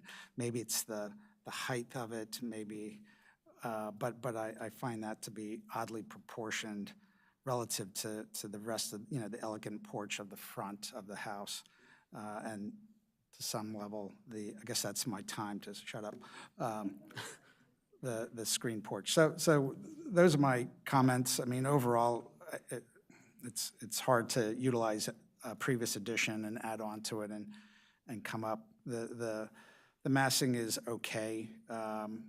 That east side elevation, I agree with the other commissioners that, yeah, I get why you're doing it, but, you know, if your neighbor did it to you, you may not be as happy. But that's it. That's all my comments. Thank you. I have a thought about that elevation. I know you're probably familiar with King Farm, and there's fairly liberal use of shutters to imply a window is there, but it's closed. I don't usually incorporate shutters, but since this elevation has shutters, that might be something that I would look into. That would work probably, yeah. You're talking like a blind window with shutters? Shutters implying a window's there that isn't there because they're closed. Gotcha. Any more comments? Are we done? We're done. Okay, no more comment. All right. Well, as I said before, I think you've heard our comments. The staff will give you the list of them, and I think you're really very, very close. So I think that we'll be seeing a hop on this soon. So thank you very much. Moving on to preliminary 3D at 5 Philadelphia Avenue, Tacoma Park. Is there a staff report? Yes, there is, Madam Chair. This is the last preliminary of the evening at 5 Philadelphia Avenue in Tacoma Park. This is a contributing resource to the district, constructed circa 1923 at sort of the Tacoma Junction area, part of the district. So again, Tacoma Park Historic District Design Guidelines, Chapter 24A, and the Secretary of the Interior Standards for Rehabilitation. So the applicant proposes to partially demolish the rear sleeping porch and rear wall and construct a 2-story rear addition. You can see the proposed new construction here in pink or purple. So this is the house. It's a two-story Craftsman, again, located on Philadelphia Avenue. This driveway provides access not only to the house at the corner of Carroll and Philadelphia, but then its neighbor along Carroll Avenue as well. So this view is open and will remain so. Existing porch was modified. So the 1927 Sanborn fire insurance map shows an open one-story porch in the rear. We see that shown as an open porch in all of the Sanborn maps. So as late as 1963, it's shown as a one-story open porch. So again, the applicant proposes to demolish the existing rear porch and rear addition and bump out the back. So approximately 4-inch inset from the existing wall planes. And then on the second floor, the addition doesn't go quite as deep, and a single bedroom with a walk-in closet. So again, we have the right elevation in the upper left, and then the left elevation in the lower right. As with the previous preliminary consultation, we have a blank facade along the left, and then there is a rear porch and rear bay with a fixed 16-light window and a shed roof in the rear. So staff's findings are that the original rear porch was constructed as a one-story porch, and it wasn't expanded to 2 stories until after 1963. And staff supports the demolition of the existing rear porch based on its loss of integrity and limited visibility from the public right-of-way. Staff finds that most of the proposed materials are compatible with the character of the house and surrounding district. The only materials that staff does not support are the proposed vinyl windows, which are generally not appropriate for alterations or additions to contributing resources in the Tacoma Park Historic District. Staff finds an aluminum-clad wood or wood window to be the appropriate material for compatibility with the house and surrounding district. And staff finds that more information about the finish of the rear door is necessary before coming to a recommendation. So staff finds that 3 areas of the proposed design may not be compatible with the character of the resource under the requisite guidance. And those things are the minimal, which is a 4-inch inset from the historic wall planes on both the left and the right, the lack of any fenestration on the left elevation, again, that's highly visible, and the compatibility of the rear massing with the resource and surrounding district. Again, this is the left elevation. You see how much visibility that is. So staff requests feedback from the HPC on all of those elements and the appropriateness of the proposed window and door. Additionally, staff outlined this in the staff report that when the applicant submits the final HOP, the following materials are also required. Actually, they provided staff with the Tacoma Park Arborist tree assessment, and then again, detailed door and window specifications. An additional issue was identified as part of staff's research into the property. The notations on the elevation said that the proposed windows would match the vinyl, and there's no record of the HPC approving a window replacement at the subject property. Photos from 2014 show wood sashes. Based on staff's view, we can't tell if those are the original wood windows or if those were replacement wood windows. However, we do know that the windows were removed and replaced with vinyl sometime between 2014 and now. So more information about that window replacement is required. Staff has discussed this with the applicant, and a preliminary consultation will be submitted hopefully tomorrow, which will be then heard at the March 12th HPC meeting as a preliminary consultation. So hopefully we can address most of the issues identified in the staff report, and the windows will be addressed in relatively short order. And with that, I will answer any questions that you have at this time. Other questions for staff? Commissioner Doman? Yeah, to follow up on your comment about the vinyl windows, is it something that that the HPC or staff would require removal of the existing windows if there's no hop issue to put in the ones. We knew originally they were wood windows at one time, and they are vinyl now. Would we or you or staff come back and say, take out the vinyl and put wood back in? Is that a feasible thing that could happen? Yes. So again, I mean, these are in violation of Chapter 24A. No hop was sought, no hop was given. Step one is for the applicant to submit either a retroactive hop for the materials as presented or a revised hop indicating some form of mitigation. Again, that's something that the applicant is currently in discussions with and will come back. But until staff's analysis, this was not anything on our radar as having been changed. Based on Google Street View, we can't tell when that change occurred. You can see in the images that the pre-existing windows were 1/1, so they were changed from wood 1/1s to vinyl 1/1s. So sometimes if the configuration of the windows changes, we can more clearly identify when that change occurred. But based on the series of photos in Google Street View, we can't see when that happened. And no other building permit was sought for the window replacement. So again, that's part of the information that we're seeking from the applicant is a narrative as to when this occurred and other details to sort of fill that in. And that, again, that will be a separate discussion as to whether or not the applicant can proceed with permitting for the work discussed here is something that the HPC can certainly opine on. There have been instances where the HPC has said, no permits will be issued until this item is resolved because it was done without a permit.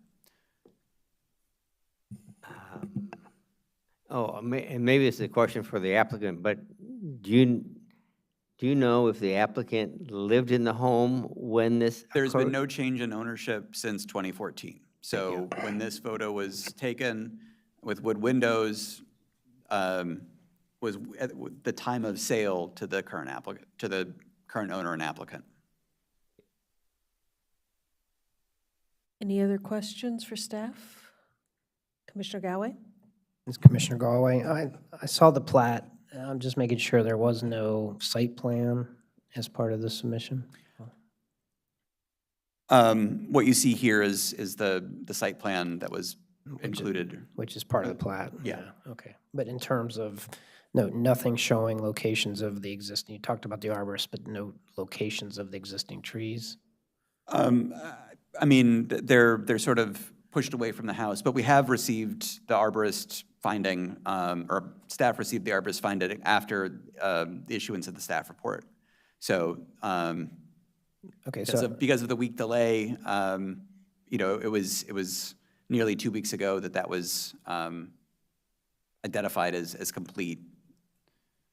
Okay, so the trees that are shown here there's no trees directly behind the existing building? Okay, thanks.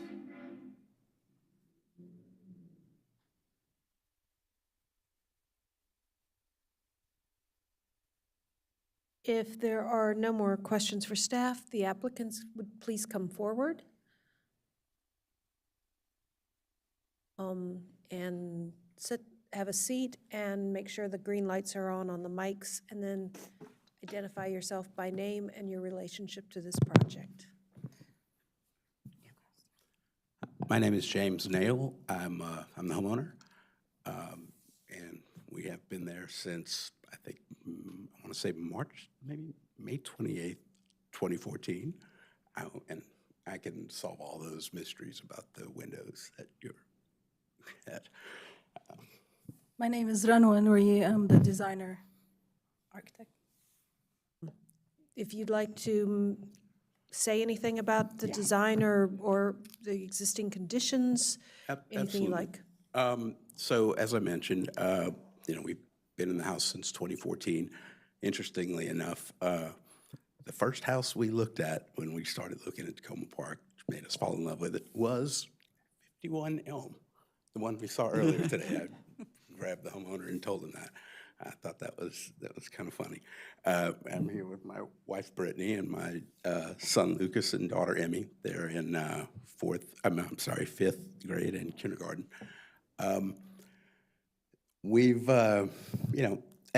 Tacoma Park has been this sweet spot for us. Our location is absolutely incredible, and we have neighbors that our children have been friends with since birth, just about. Adding on to the house is our moonshot at staying in Tacoma Park, staying where we are. We want to be here. A big motivating factor here is for us to be able to be here for the long haul and to age in place. I think you'll see, we've got the master suite on the ground floor. That was a big part for us to be able to make that happen. That said, take any questions? Talk about the windows or? The windows, okay.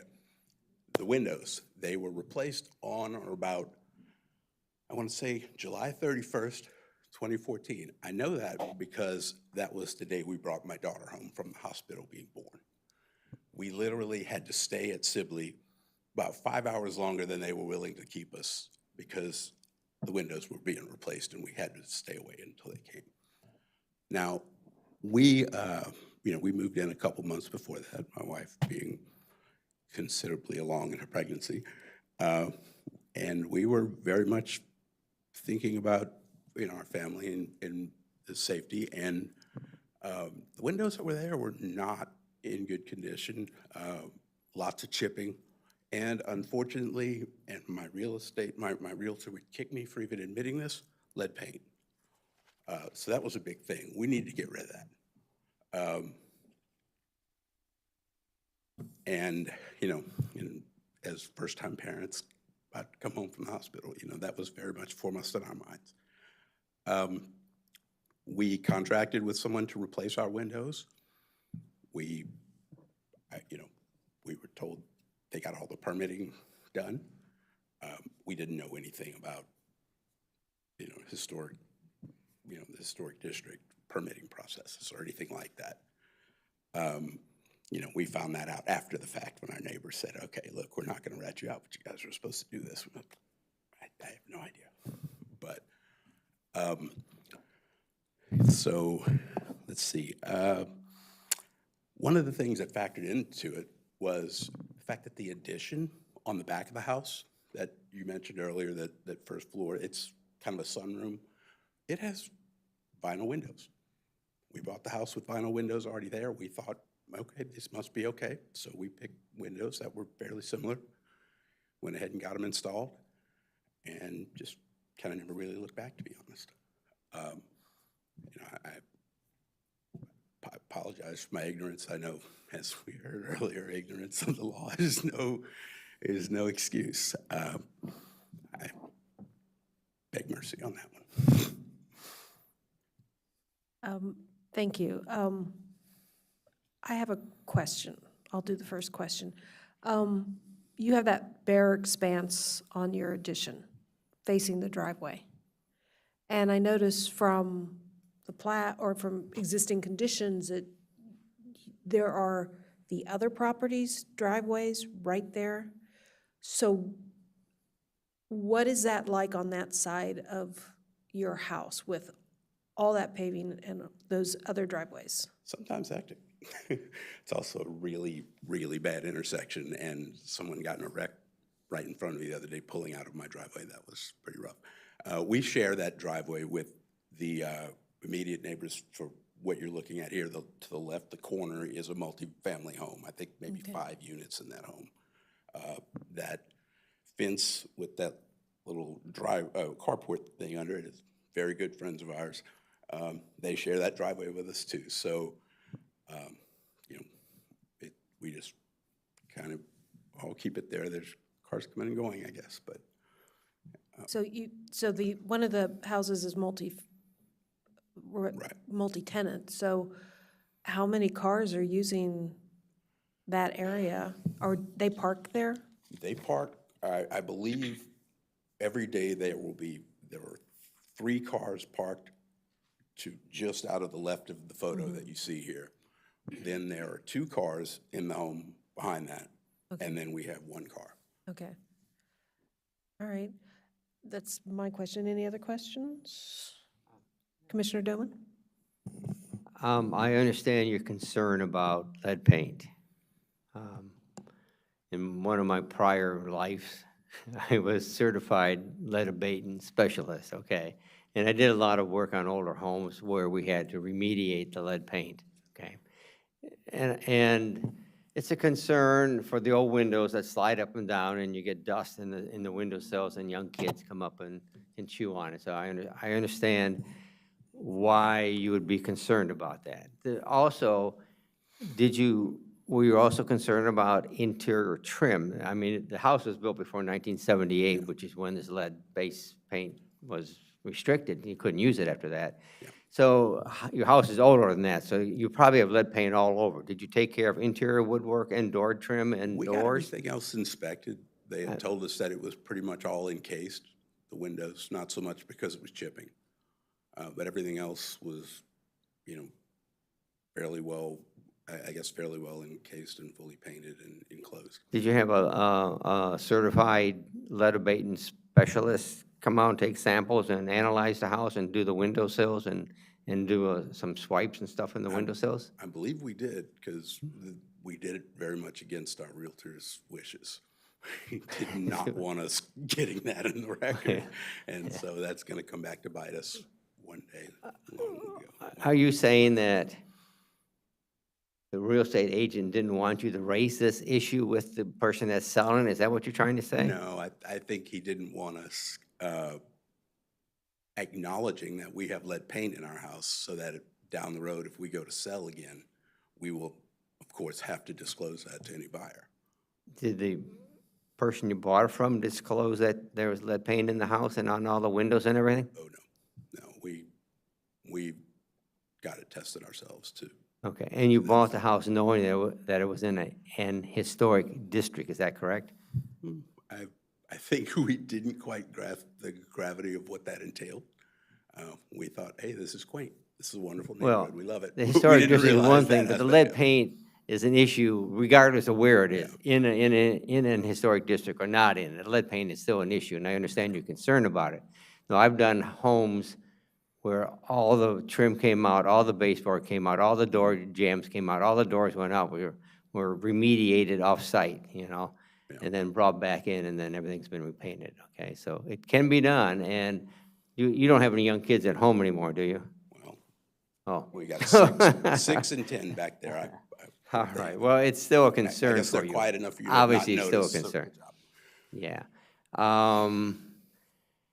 Well, obviously, the old windows are gone. Were they, as far as you know, they were all wood framed? Were they 6/6? Or The did, way they looked, to me, reminded me of the old house I grew up in, 101. which was built in 1910. So it appealed to me until those first cars started passing by, rumbling, and you feel the draft coming through.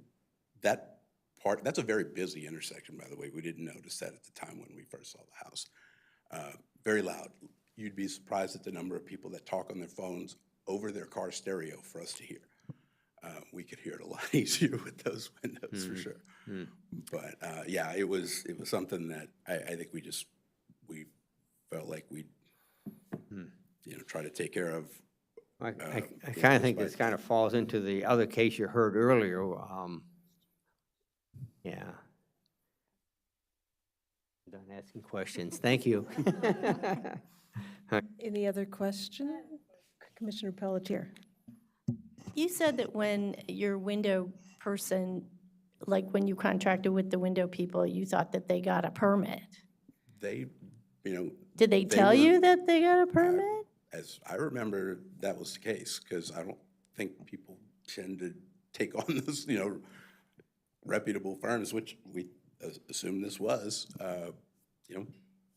generally wouldn't represent as, as Because such I without don't it, think would they would have given them a permit without knowing that it's in a historic district. Well, I mean, no permitting would have been required for a window replacement. It would just the hop.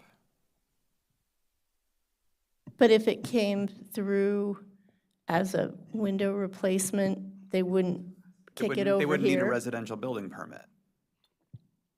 The only permit that would be required for that is the hop, and Oh, so then why would they have told them that you got a permit? I think the thing here is, and this is 11 years ago, so Well, I may right, not be right, remembering exactly right. everything, but I think it was generally, we're good on that front. You don't have anything to worry about. I don't know that it was, hey, we Okay, got so them all, but they were you're- told we didn't need to do anything else, that we were set to go. Okay, so your window people may not have known you were in a historic district. I think that may have been the Okay, case.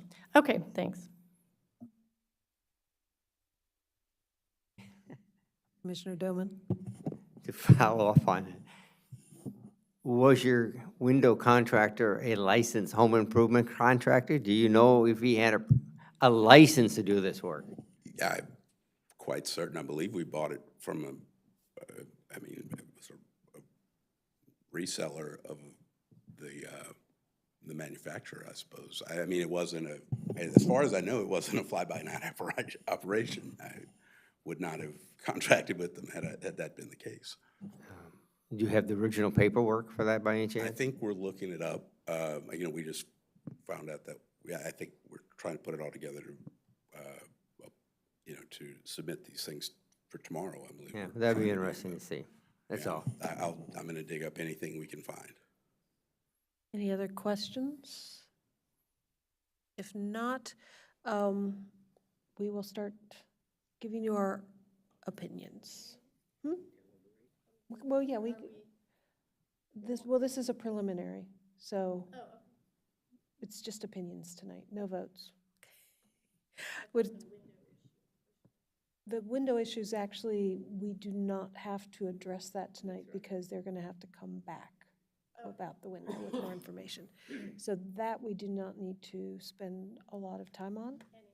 Any more time on, yes. so actually. So am I got that wrong? No, you're correct, but the applicant provided some additional revisions, and I wanted to share those out. So, do you want to talk about the modifications to the design that you've presented? Yes. So after talking with Mr. Dan and discussing that recommendation, we came up with a design to put a hip roof on the back, similar to what we have at the front porch, and replicating that gable look where the porch is with that kind of bay window. That blend better with the look of the house, and hopefully that gets solve the massing of the roof with this solution. Thank you, yeah. Would anybody like to start, or? No?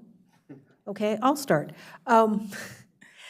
Let's see. Let me guess, you hate the wall. I know. I hate the Without wall. windows, I know. I saw that one coming. But I do understand. I mean, I get it, because you got all those cars there. The cars make noise. They move, the lights and everything backing up and forth, and people talking over their stereo, their car stereos. And you've done that on that side by putting in the utility closet, laundry, and all that. You've created that buffer. So I actually get it. And that side of the house is facing driveway, parking, all that. It is unfortunate, but I'm not going to beat you up on it, because your house is in a more urban environment than like the other houses we've seen tonight. And I think the changes you made to the massing and to the roof help a lot. We did add one window with the revision on the second floor because we Yeah. were able to fit that. So kind of to break a bit. Yeah. If you notice. Down, up, where? Yeah, Oh, there, right there it is, yeah. Yeah. Yeah, that helps, and that's kind of out of the range of, Right. you The know, noise where the and all cars that. are and everything. I would, the 4 inch is kind of minimal setback. It's, can I see the lot, the plan on, with the lot, yeah. We tried to keep within the historical part in the front, so we didn't want to go anything outside that, so we just No. recessed in. We don't want to go to the side like the other, project, or we don't want to take more of that backyard. It's not a big backyard for the kids.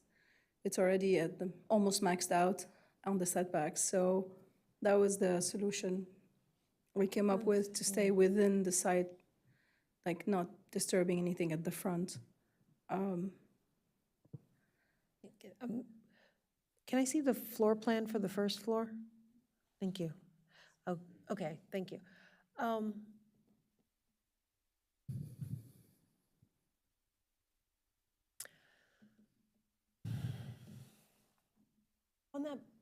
the back elevation, okay. Is that,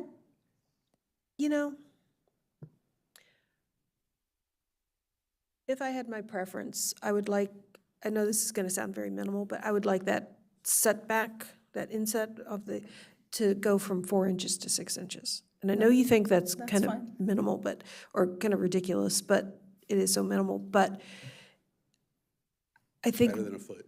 Huh? It's better than a We'll foot. take it. Yeah, it's a win Okay. for us. No, I mean, I think your addition is fine. I mean, the scale of it is fine, and what you're adding is fine. You're not adding a whole huge thing, as I often speak to in this place, in these meetings.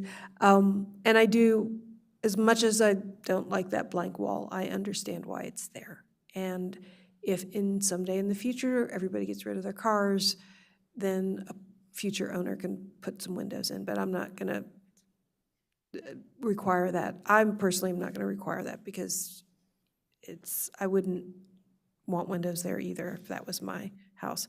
Would anybody else like to comment? Commissioner Galway. Yeah, this is Commissioner Galway. Just a couple comments. I agree. If you could push that in, and that's why I asked a question about trees in the backyard. I know it's a tight yard, but I think if you could get another 6 inches on both sides and just push, it looks like your room dimensions, you could lose a little bit and on both floors and just pop it and move it back to accommodate the square footage that you're looking for. Look at that. I'd say study that and see what Yeah, you so can do. 6 and 6 instead of 4 and 4. Well, Okay, yeah. that's fine. Yeah. We can. I think, and then the devil's in the details as far as the materials and how you really differentiate the old from the new. But I think in general, I like what you did with the revised sketch with the roof in the back. I think that definitely is an improvement. Without having a lot of isometrics or perspectives, it's kind of hard to appreciate the additional mass, but I don't think that's an issue given the site, and I think I'm okay with that. So in general, I support it, and I love the fact that you showed the air-cooled condensing units because I'm an engineer, so thanks. Commissioner Doman. This is a little bit off the topic, but if you get a chance, you should go around and check all of your woodwork, hire someone that's a certified lead abatement specialist or supervisor to come on in, check all your baseboards, check your door trims and everything else. Because if you sell, somebody's going to ask you what it is, and it would help if you knew what it was. And plus also for your own health and your own health for your kids too. You should make an effort to find out what you have. That's all. Thank you. I second that. Any, Commissioner Radu? I'm just curious, what is the setback in this image on the right that we're looking at?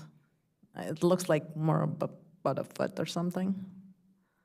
And maybe I could live with like 6 inches at the wall, but I'm looking at your roof plan, and the roof line continues, and that is not something that I would like.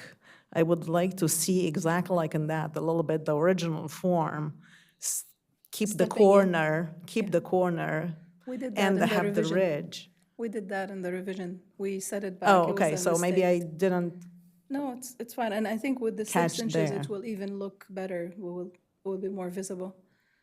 Yeah, because I would definitely want to like read the original shape of the, okay. That was one of the comments from the staff, and we discussed that and adjusted. Okay. Commissioner Pelletier?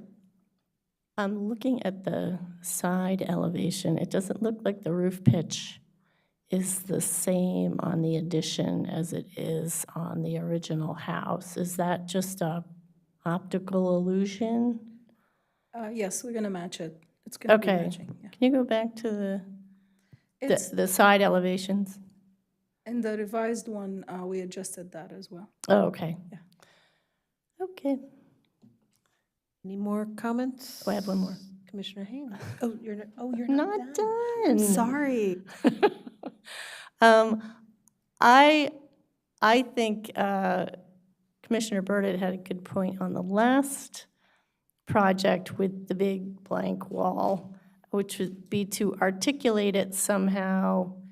If you don't want any windows on it, totally understand that. But like if there was, if it was siding on the bottom and shingles on the top, or there was some kind of fake window or something, or some sort of trim that could break that up, I think it would go a long way. Because that's a very visible, as Dan was saying, it's a very visible location from Philadelphia, and I think a little more thought into that elevation would go a long way. So I'm done now.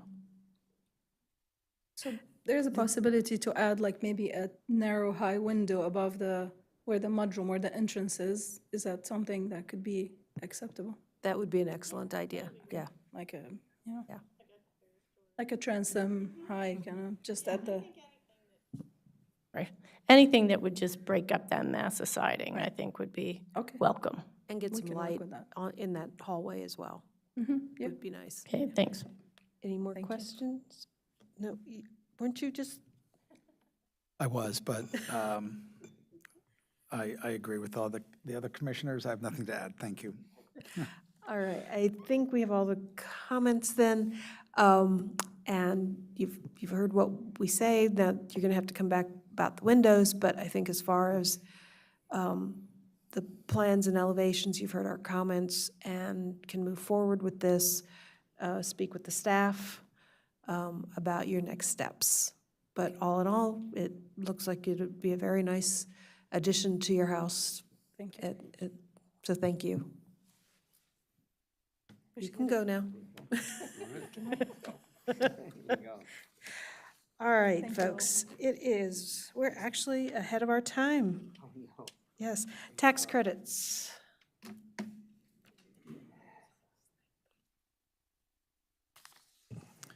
So I believe this is the earliest batch of tax credits we've taken forward in years and years and years. There are 21 tax credit applications as part of Group 1, consisting of $349,440.52 in eligible expenditures, and Historic Preservation staff is asking for the HPC's approval, both of this batch of credits and for their transmission to the Department of Finance.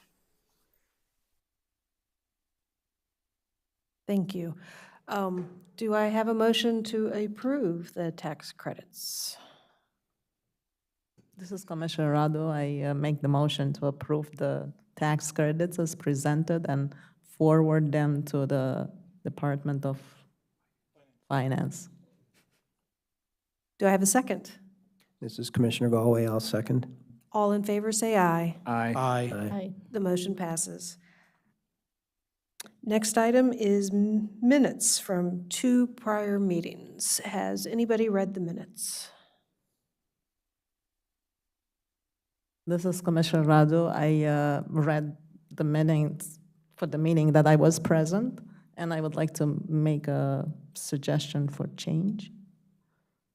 Go right ahead. On page 4, for the meeting on the 8th, January 8th.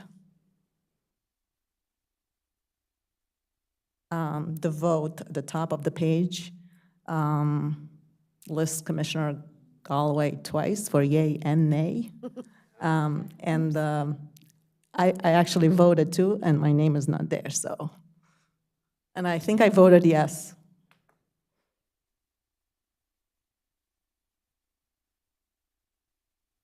You voted no.